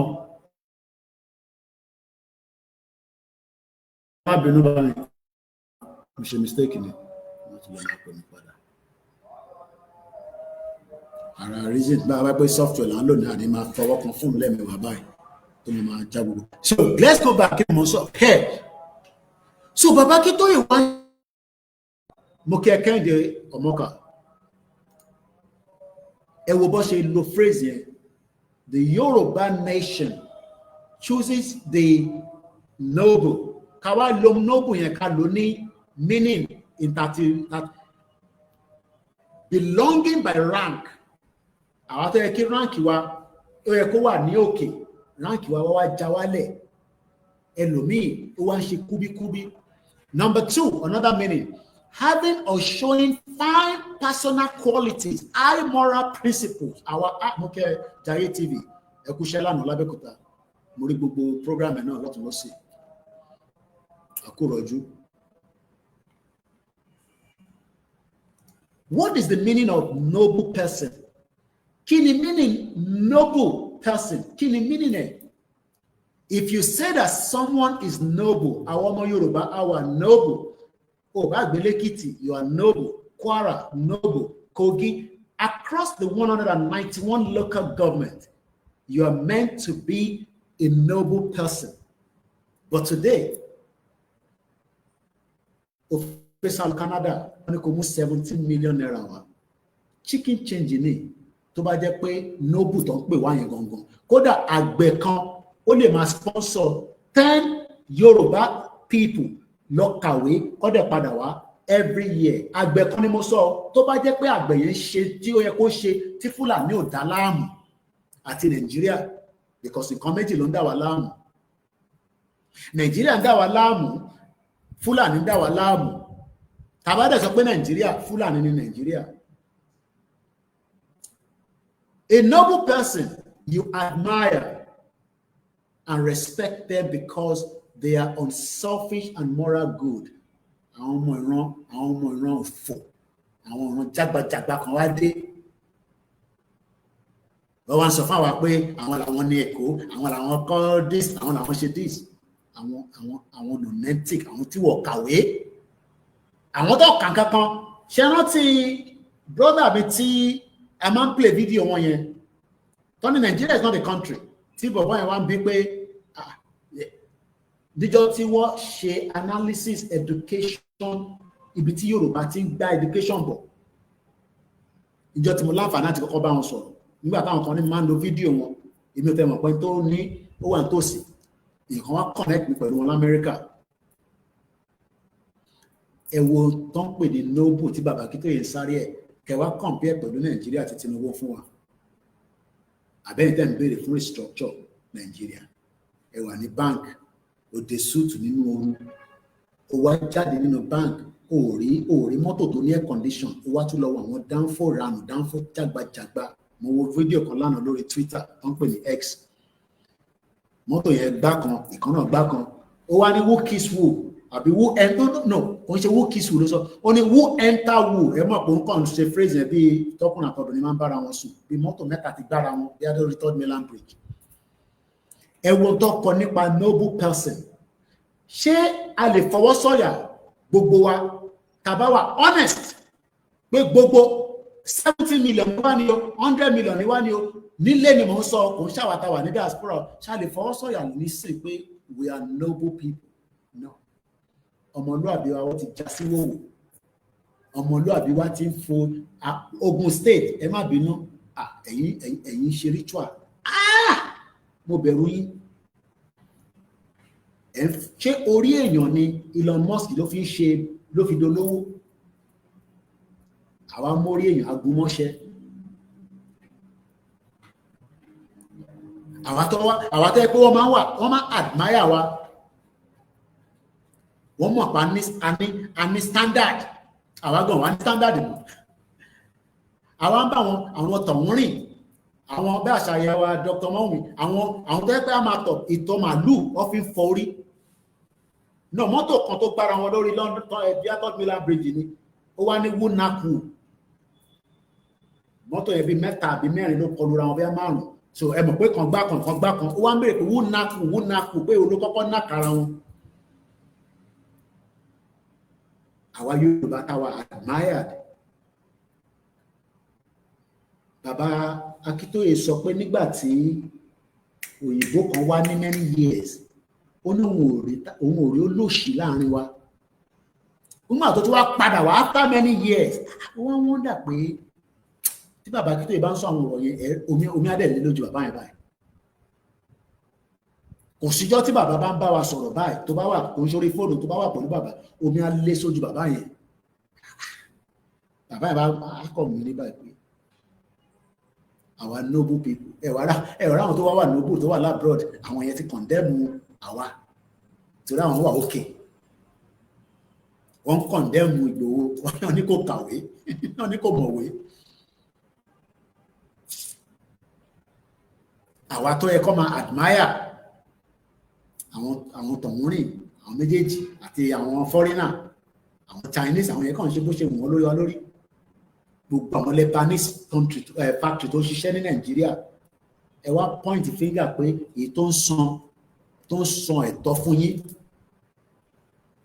ìyẹn náà ṣe fẹ́ yẹ ká gba country because wọ́n mọ̀ pé tá a bá gba country kò sí iléeṣẹ́ náà tó ń bẹ nílẹ̀ Yorùbá ibikíbi tó o bá wà o gbọ́dọ̀ san ẹ̀tọ́ ẹ fún ẹ.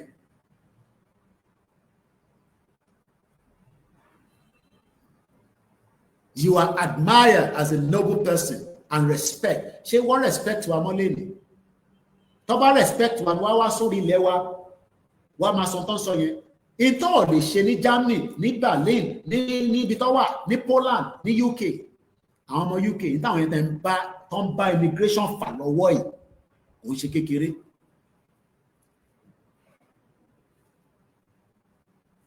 Then, because they are unselfish and morally good, àwa la wá dẹni tí orí kálukú ó kàn tó tọ́ sí wa lára.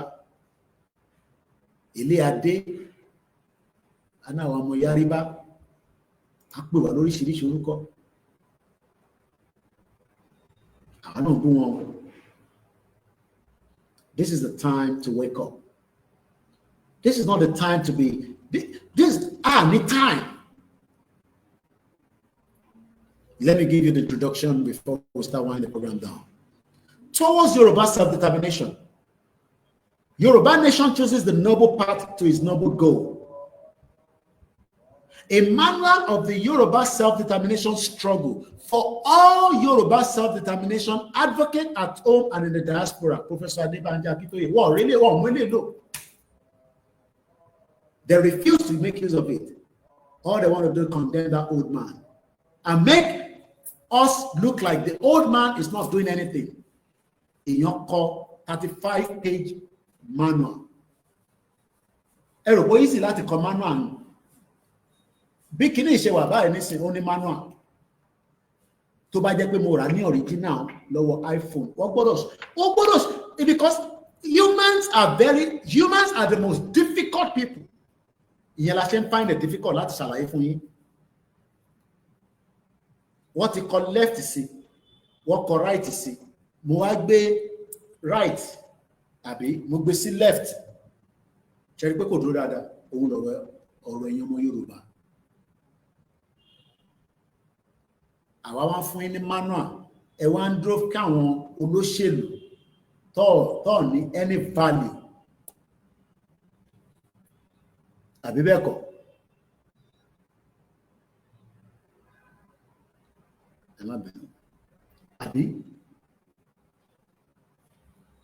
Everything in life that is new must have manual. Ṣé Nigeria ní manual? Mo bèrè. Ṣé lè fún mi ní manual Nigeria? Mo fẹ́ lọ má sọ 1999 constitution. Mo ní the manual Nigeria because mo fẹ́ lọ study ẹ̀ kí n wo iṣẹ́ wo ló fẹ́ ṣe fún mi ọmọ Yorùbá, ọmọ Odùduwà, ọmọ ìran ọmọládé.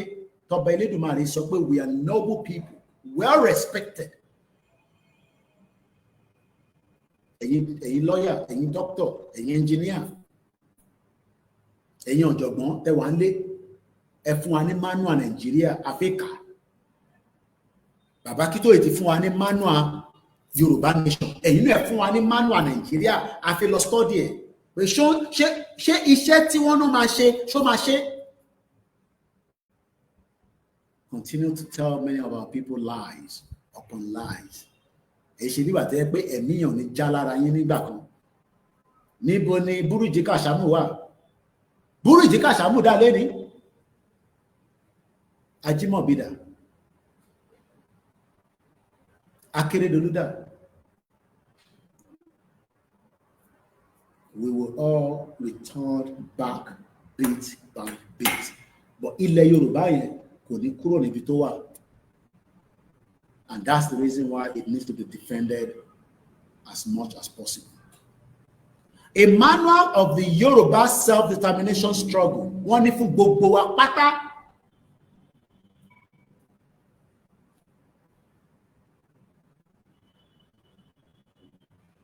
Nigeria is not a country and it will never be a country. Nigeria is for the Fulanis, not for the Yoruba. Introduction. The following is a guide or manual for the use of all Yoruba patriots engaged in the struggle for Yoruba self-determination. It supplies to all supporters of the self-determination struggle the kind of information that they will need to prosecute the struggle, supply guide to the struggle strategies and method. Though this manual was motivated in the context of one main organization, Ìlànà Ọmọ Oòduà, it is meant to be a fighting manual for all persons and organizations that are engaged in the struggle for Yoruba self-determination and sovereignty. Very importantly, it is based on the fundamental character of the Yoruba nation as a civilization-building nation. A nation with goodwill. Is Nigeria a nation? And if you say Nigeria is a nation, does it have the goodwill for Nigerians? And not the few. And not come and tell me about leadership. We have leadership problem. Everybody's interest in Nigeria is different. Even if President Bola Tinubu put all effort to solve all the problems we are facing in Nigeria. More news can learn until released from the presidency that what it banned any tertiary institution or we are renaming, I don't know, I can't remember the, what, but it has to do with tertiary institution that he has banned it for the next 10 years. They play. Government, they play. Let another government come, it will reverse it. It don't when the government in the end. Whatever President Bola Tinubu put out now will be reversed by the Fulani if power is taken from him either in 2027 or in 2031, because he will not be able to forge ahead after 2031. He would have to release the power.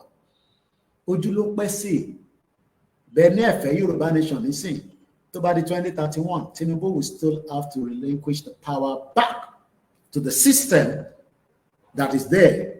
And if he ever there gives you a restructure, they can hijack that back from Nigeria, from Yoruba people, just as it was done when Britain gave us the regional government in 1959. And Britain was double biased. Monwo, Donald Trump, Lano. Many of you don't know what is going on in the world. Even if there's going to be Nigeria by then. Donald Trump yesterday was talking, I'm not going to play the video, but I'm just going to give you the phrase of it. I posted it on our Facebook yesterday. If you don't follow me, that download the Facebook me. Not everything I can post on the TikTok because Allah TikTok can't take you. Tori TikTok gone in Yoruba mi ṣe wá pọ̀ díẹ̀ gangan nísìn. Tori wọ́n ní English mi ti bá ń sọ, even though we are not swearing on anything anymore. But kó tó ẹ̀ tún lè yá àwọn èèyàn wa náà ni. Tori English ò kì í ṣe èdè wa.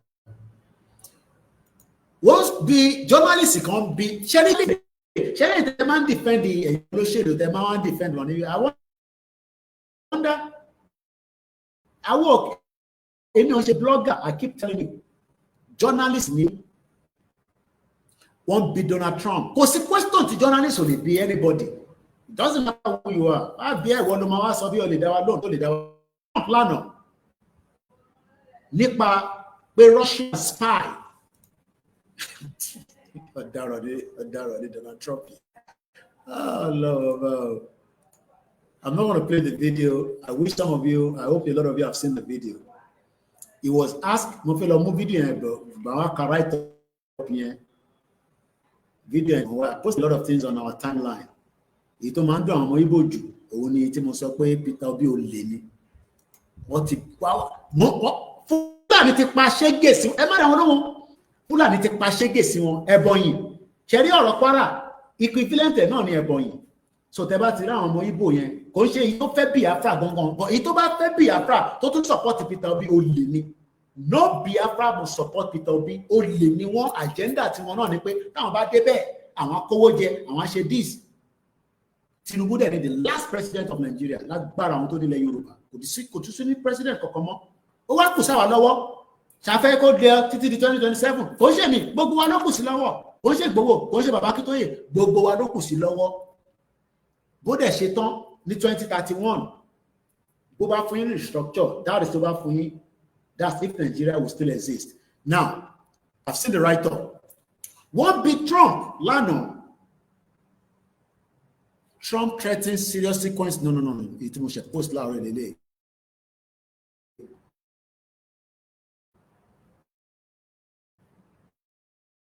One big way, Russia, all the woman spy. Many of you think that all this country have our interest at hand. No. If you play, right up here, because it's good to read the report. No. I'm not play video for me. I don't want the video. I think I play video on the program one more. A journalist asked Donald Trump if he intends to address the new report just by being President Bola Tinubu. Are you going to address the issue of self-determination? Are you going to address the issue of Dr. Oloye Omadeyemo on his freedom, his right? Because you were also running out of Nigeria when Abacha was looking for you. And we are not in military regime. As Mama sọ pé lè bá Tinubu sọ̀rọ̀, sí ní ìjọba military. Ìjọba military de ló pa Abiola. And we don't expect Tinubu to kill Igboho. Ìjọba military ló padà pa MKO Abiola. We do not expect anything to happen to Igboho while he's demanding his right and also looking into the insecurity in Yoruba land. Whether Olóṣèlú like it or like it, lè pa gbogbo ọmọ Yorùbá lórí ọ̀rọ̀ tá à ń bẹ̀rẹ̀ yẹn kò possible, and we will never stop asking. Àwọn tó bá ń bẹ̀rù yín ló ń bẹ̀rù yín, àwọn ò bẹ̀rù yín, because ẹ̀dá kan tọ́lọ́run dálẹ̀ yìí náà ẹ lè ní power, kẹ́ ní agbára, kẹ́ ní owó, ìjọ kan ni ẹ̀mí yín náà máa jábọ́ bí ẹ̀mí MKO Abiola ṣe lọ. Gbogbo nǹkan MKO Abiola ní. MKO doesn't need to give indicator when he travels with his private jet. Ó máa ń gbéra tó bá fẹ́ dé White House tó máa sọ fún wọn pé bá mi ṣílẹ̀kùn. Where is MKO today? Kò sẹ́ni tó wá sáyé tó ní lọ. So tell ìbá ń bẹ̀rù wọn àbẹ̀rù wọn. We can respect them, but doesn't mean we're scared of Tinubu. We're not scared of him. Our demand must be met. It must not just met. He must address it. He needs to address it. Terrorists ò lè máa operate nínú Nàìjíríà káwọn máa bẹ̀rù pé a lè béèrè demand wa lórí Ìgbòho, and ẹ̀yin stupid idiot ẹ máa ń sọ pé ẹ ti rí Ìgbòho nísìnyí ó ti ń béèrè fẹ́ tó ó ti darapọ̀ mọ́ Tinubu o. In tó bá wù yín ni kẹ́ sọ. Ariwo ọjà òun ni. Ó yẹ nísìnyí tó bá dé ọjà ariwo oríṣiríṣi ló máa wọlé, ariwo oríṣiríṣi. À ń ta pọ̀nmọ́ bí o, à ń ta yọ o, à ń ta irú o, à ń ta èlùbọ́ o, à ń ta pọpọ́f o. Ìwọ tó wá fẹ́ ra pọpọ́f, kí ni kún ẹ̀ pẹ̀lú irú? Ó ti mọ̀ pé pọpọ́f lówó ẹ̀ka, ó wá lọ ń wá ibi tí wọ́n ti ń ta kí ni àwọn meat pie tó wọ́n. Ó ra pọpọ́f mélòó ni wọ́n tà? Mélòó ló máa ń kà fún yín? Ariwo ọjà ni. Because púpọ̀ nù yín ní full understanding in terms of the diplomacy. Ìlú méjì bára wọn jà, ogun gidi lọ ní Russia Ukraine, wọ́n fẹ́ negotiate. Kí Trump wá sọ pé nítorí òun ò like Trump, òun ò like Putin, òun ò ní bá sọ̀rọ̀. Who does that? But púpọ̀ nù yín làákàyè yín ṣé kélé báyìí ẹ̀dẹ̀ fi mọ̀ di abájọ ni. Let's go back to the journalist. Journalists ask sometimes stupid questions. A journalist asked Donald Trump yesterday if he intends to address the new report of Russia hacking into the US federal court document system with Putin. Trump, I guess I could. Are you surprised? They act if that is what they do. But àwa gan fúnra wa gan à ń ṣe jù wọ́n lọ. Ó sọ pé tí àwọn Russia mọ̀ ṣe jù ní gan mọ̀ ṣe pé àwa gan fúnra wa gan ọba aka. Àwọn ìlú yẹn orúkọ ráyè tí ó rò pé Trump ráyè Nàìjíríà kò ráyè Nàìjíríà, and that is why tí Tinubu bá rí invite lọ́dọ̀ Trump láàárọ̀ yìí ó máa lọ sùn sí Amẹ́ríkà mọ́jú. But he will never get that invite. No. If all this is happening, America doesn't like Nigeria right now.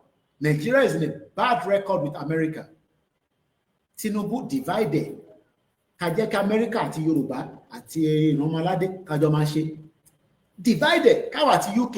We can still do exactly everything we are doing in Nigeria with all this country. It doesn't matter whether we are trading with them, we are not trading with them. but nítorí pé àwọn rò pé àwọn mo wo fídíò Tinubu nígbà tó ń ṣe campaign ó kàn pop up lórí short video lórí YouTube láàárọ̀ ẹ̀ nígbà tó lọ sí bóyá Èkìtì ló lọ àbákúrẹ́ ó wá ń béèrè ẹ ṣé gan ẹ̀yin tẹ́ fún wa ní support ẹ jọ̀ọ́ ẹ fún wa ní support kí a lè prepare àwọn staff wa. They'll be traveling in the next couple of days, for a very long event that is coming this weekend stroke next week. Amadelefe lágbára àwọn tó láyé tó lọ́run bàbá wa Ọọ̀ni of Ifẹ̀ wọ́n retí wa to support wa, and I will also be in Ile-Ife, okay? Bàbá wa ni à ń bọ̀ wá bá Ọọ̀ni of Ifẹ̀. I had met him even before Yoruba Nation when he came to London. Nígbà tí Yadura àtọ́jọ́ wá sí London. I did exactly in tí ọmọ Yorùbá máa ṣe tó jẹ́ ọmọ Nàìjíríà because àwọn ọmọ kankan gbà yẹn o. And I never get paid for that. So it will be a privilege to see him face to face again after many years. And we can ask him to take our message to President Bola Tinubu as the paramount ruler of Yoruba land on the issue of the insecurity in Yoruba land that he himself talked about 2 years ago. But nothing is yet been done. And many lives have been lost on a daily basis. Let's come back to Baba Akintoye because time is really fast ticking. Mo kí gbogbo àwọn staff wa, mo kí gbogbo ọmọ Odùduwà. The main manual of every country is the constitution of that country. However, the current main manual of Nigeria is the 1999 constitution. Do you think that Tinubu can work with that constitution and your life will be better? And my life will be better? Olúkálùkù ló mọ tó ń jábọ́ lápò ẹ̀ láàrin àwọn family wa àtẹnitá mọ̀rí àtẹnitá àìmọyore tá à ń ṣe kò ń ṣe gbogbo yín ní àlè fún lówó. So when you come and ask me for money, F1 2,000 naira, tí mo bá ní mo lè fún ẹ, tí bá dẹ̀ fẹ́ fún ẹ, mo láwọn míì náà tó pending tí mo fẹ́ fún. Èmi kọ́ ni government. That is the reason why we're asking for a system that works. And that system will never work in that shit old country that Britain created. That is why I'm asking all the kings, Ọọ̀ni of Ifẹ̀, àti bàbá wa Aláàfin, kó dìde tán, kó demand dissolution látọ̀dọ̀ King Charles. Union yóò ṣiṣẹ́ fún ọmọ Yorùbá. We are not asking for restructure because restructure is too late. Restructure called restructure need. Let's quickly go back to the manual. Though the manual was motivated in the context of one main organization, but very importantly, it is based on the fundamental character of the Yoruba nation as a civilization building nation. A nation with goodwill. Ìyẹn mo ṣe bí ńlẹ̀ nǹkan pé ṣé goodwill wà pẹ̀lú àwọn àti Nàìjíríà? Ṣé o lè tọ́ka sí pé tí nǹkan bá ṣe mí Kóìkì ṣọ́tọ̀ Nàìjíríà máa tọ́jú mi. Nàìjíríà tọ́jú Akérédolú ló sá lọ. Bẹ́ẹ̀ ni ìyanu máa ṣẹlẹ̀, but àwa náà gbọ́dọ̀ dìde.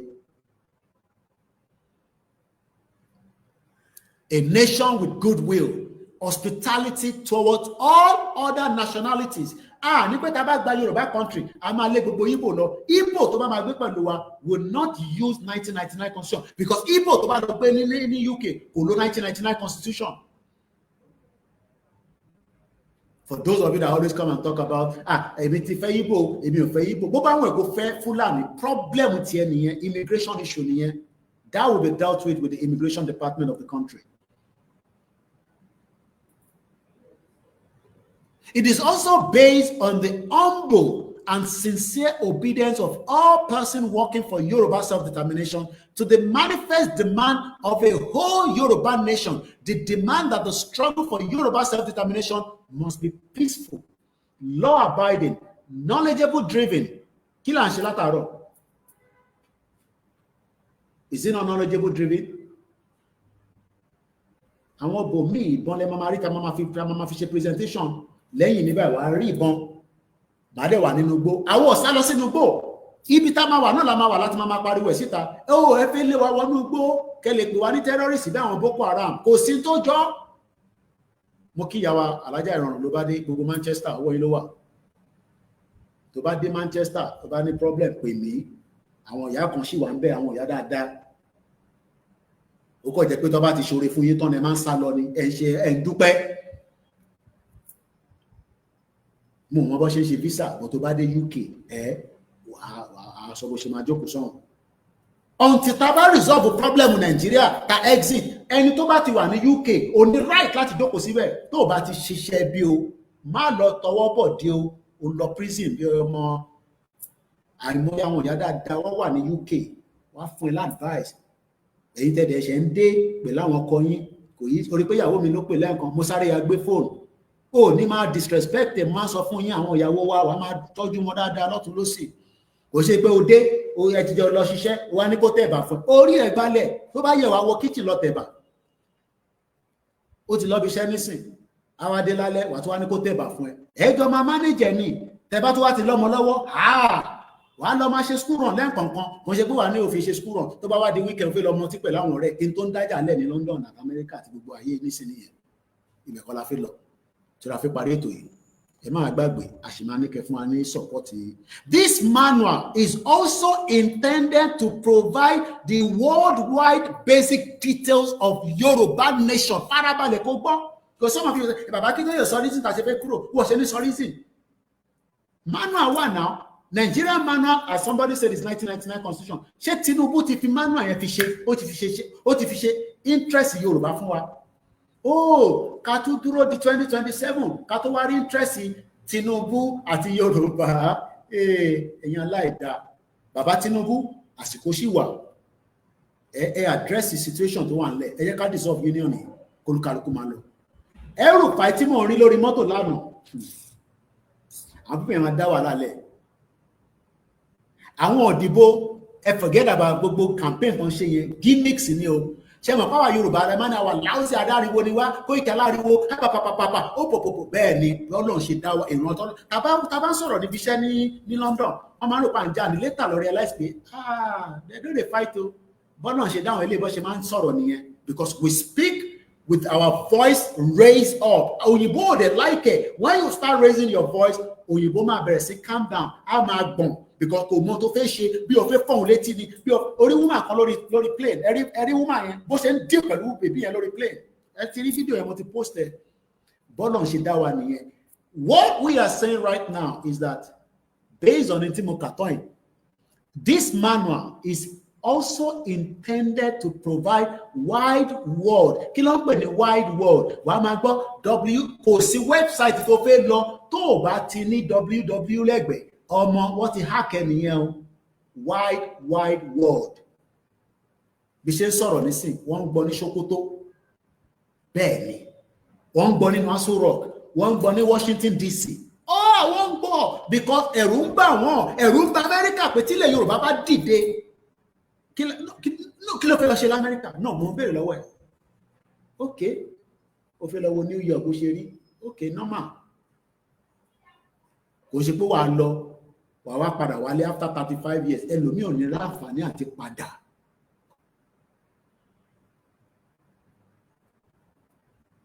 Is the basic. Láti sọ details of Yoruba nation. Ìdí pàtàkì tá ṣe ń seek to assert its self-determination and sovereignty. Àwọn kan máa ń bá yín sọ̀rọ̀ restructure. Lágo mélòó? Who is fooling who? Lórí ọ̀rọ̀ restructure. Anybody tẹ bó bá wù wọ́n kọ́ lọ sọ́dọ̀ mo mọ̀ ṣe wọn kí n bá lóye ọ̀rẹ́ mi dáadáa ni àtijọ́ pàdé nígbà tí mo wá ṣe tó ń ṣe election 2019 tí mo lọ gba credentials mi ní Yaba. I had the privilege and I've spoken with him, after that, but not recently. Kò sọ̀rọ̀ tó lè sọ ẹ̀rí pé òun náà ti ń branch out lára channels nísìn. Because àwọn ọ̀rọ̀ kan wà tí àwọn channels ò ní jẹ́ kí ṣe wọn kí n bá lóye sọ. Tó bá jẹ́ pé kò dá platform tiẹ̀ sílẹ̀, ṣé gbogbo tẹ́ ń gbọ́ tó ń jáde nísìn, ṣé gbogbo ẹ̀ lẹ́ ń gbọ́ lórí channels? Because channels is controlled by the government. Àti rí sister wa náà nísìn, Moyo tó ń ṣe TVC View after 12 years, òun náà ti fẹ́ bẹ́ẹ̀ very soon ní other platform tiẹ̀ sílẹ̀. But all we are saying to each and every one of them, this is the time to dissolve this fake union. My name is Olamiko. This is where the presentation will end this morning, this afternoon, regardless of whether you agree or not. Self-determination is an inalienable right, and we will continue to make our demands to be heard. Every day we are coming out, whether it is me on this platform, others on another platform, all over the world, new people actually going to larger around nobody for the roads. More countries are getting to understand that, okay, in terms of Instagram, I will not come back on there. Thank you so much. We will not pay self-determination. Kì í ṣe terrorist. Dẹ̀ fẹ́ bàjọba Tinubu jẹ́. Ní kankan ṣe pẹ̀lú ìjọba Tinubu. Ẹ̀tọ́ wa làwa ń béèrè kí President Bola Tinubu kó address ẹ̀ bó ṣe ń bi Donald Trump. We show ma address issue báyìí. Tó bá ti bá wa address ẹ̀, àwọn àjọ jókòó sórí round table, àjọ gbéyẹ̀wò, àjọ sọ. But nobody will use this movement and compromise or negotiate while I am still on the seat, while I am still here.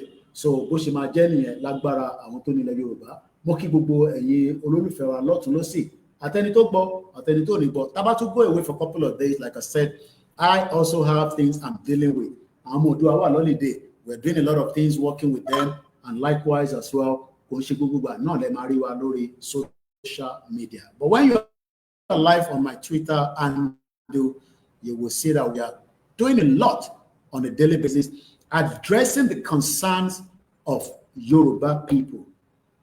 Gbogbo ẹni tó bá ń sọ̀rọ̀ restructure pé kí President Bola Tinubu wá fún wa ní restructure, olè nìyí. Olè, kò sí nǹkan kan tó ń jẹ́ restructure. Full independent country la fẹ́. Nígbà tí Britain wá kó wa lẹ́rú, wọ́n ṣe dájì. Wọ́n kó ṣe gé wa lẹ́rú. Wọ́n wá ṣe yẹn tán. Wọ́n fún wa ní ìdajì amalgamation. Wọ́n kó gbogbo àpapọ̀. Wọ́n pè ní Nàìjíríà. Wọ́n tún wá dọ́gbọ́n. Wọ́n lọ fún wa ní regional government. Àwọn náà lọ dàrú. And when we talk about UK government, I'm talking about the British Empire. Don't pè ní the monarchy system. Kò ṣe Keir Starmer ni mo sọ. Kò Keir Starmer ṣiṣẹ́ fún King Charles ni. And God bless King Charles. Gbogbo àwọn ìwọlé ibẹ̀ lèmi ṣì ń gbé. O mọ̀ pé wọ́n gbé níbẹ̀. Èmi dẹ̀ sì fi padà lọ sọ́hùn. So ìwọlé bu, èmi ò lè bu. But for now, we will call them out to address the issue of the indigenous people that they joined together in a fraudulent 1914 amalgamation. My name is Alami Koiki. God bless Yoruba people. God bless each and every one of us. We will continue the struggle until our demands are met. Like I said, our staff, we're getting them ready for traveling ahead of some of the events that is going to be happening. There's something coming up in Ibarapa. There's something coming up in Okiti, Akure. Then we're coming down back to Ondo, to Odobabawa or Neofife, Lagbara Ledumare. Next week is all this happening. Please support us. If we can do as many, it will help us to put all the stuff together. If otherwise, but we will not stop talking about the rights of Yoruba people. Lórí TikTok, lórí Instagram, Facebook, ní gbogbo ibikíbi tí ohùn mi bá dé, ohùn yẹn tẹ́rù kó máa lọ ìrọ̀lẹ́ pa. It will continue to bring the voice of the voiceless. Oòduà ni mí, ọmọ Yorùbá ni mí, kò síjà láàrin Ọọ̀ni àti Aláàfin. I've had the privilege to see Aláàfin. I'm looking forward to see Ọọ̀ni of Ifẹ̀. Tàbáyà tí wá débi méjèèjì, kò tọ́ yín, ojú tì yín, ẹ̀yin ọ̀tá, tẹ̀fẹ́ dájàlẹ̀ láàrin àwọn ọba méjèèjì. Very humble man, very, very humble, very humble. You need to read my book. It's a privilege in my lifetime láti lè jókòó pẹ̀lú àwọn ọba ilẹ̀ Yorùbá méjì. One has gone, tó ń pè ní Ọba Adéyẹmí Tànà tó wàjà, and the one today, Kádépẹ́ lórí, Kírùkẹ̀rẹ́pẹ́ ní bó ṣe máa ń sọ. So I look forward to see Baba wa Ọọ̀ni of Ifẹ̀, Ọjájá, at his own palace as well. It's a big privilege, and àwọn stylist mi wọ́n ti wọ́n fi kí ni Kóìkì máa wọ̀ gbọ́dọ̀ dúró dáadáa. Ọmọ Oòduà ni mí, mo ṣe ọmọ Ìgbò, mo ṣe ọmọ Fúlàní, ìran mi ni mò ń jà fún. Bó bá gun ọmọ Ìgbò kò lórí gbúrú lórí social media, lórí page mi, problem tiẹ̀ nìyẹn, wàá kọ̀ ní àtàtà. Wọ́n ti pa yín tán ní Ẹ̀bọ̀nyì, ẹ wá bẹ ṣe máa gba Nnamdi Kanu sílẹ̀ àti Simon Ekpa torí wọ́n pa yín. If they want solo page me, the thing when I can't talk on my page, go killing her. Because Peter Obi remains a criminal. And a criminal will be a criminal. Bye for now. iṣẹ́ wa fúnlẹ̀ wa forílẹ̀ ibi wa kàgbéga kàgbéga kàgbéga falẹ̀rí ìgbàgbọ́ wa ni pé bá ti bẹ̀rù làbọ̀ mọ́ ká ṣiṣẹ́ ká ṣiṣẹ́ ká ṣiṣẹ́ ká jọlá ìṣọ̀kan àtòmìnira ní kẹjẹ ká máa lépa ìtẹ̀síwájú fọ̀pọ̀ ire àtòhun tó dára ọmọ Oòduà dìde bọ́ sípò ẹ̀tọ́ rẹ ìwọ ni ìmọ́lẹ̀ ògo adúláwọ̀. Ganiu Suraj, mo kí gbogbo wa o, mo kí Muslim, mo kí Christian, mo rẹ̀ kí gbogbo àwa oníṣẹ̀ṣe káàkiri gbogbo ilẹ̀ Oòduà ní Cuba, ní Argentina, ní Saudi Arabia, ní Morocco, ní Turkey, ní London, ní gbogbo ibikíbi tí ohùn mi bá dé jẹ́ kí ẹlòmíràn gbọ́ ó ṣeé ṣe kí ẹ̀mí ẹ̀ kó kúrò lára Nàìjíríà. Bye for now.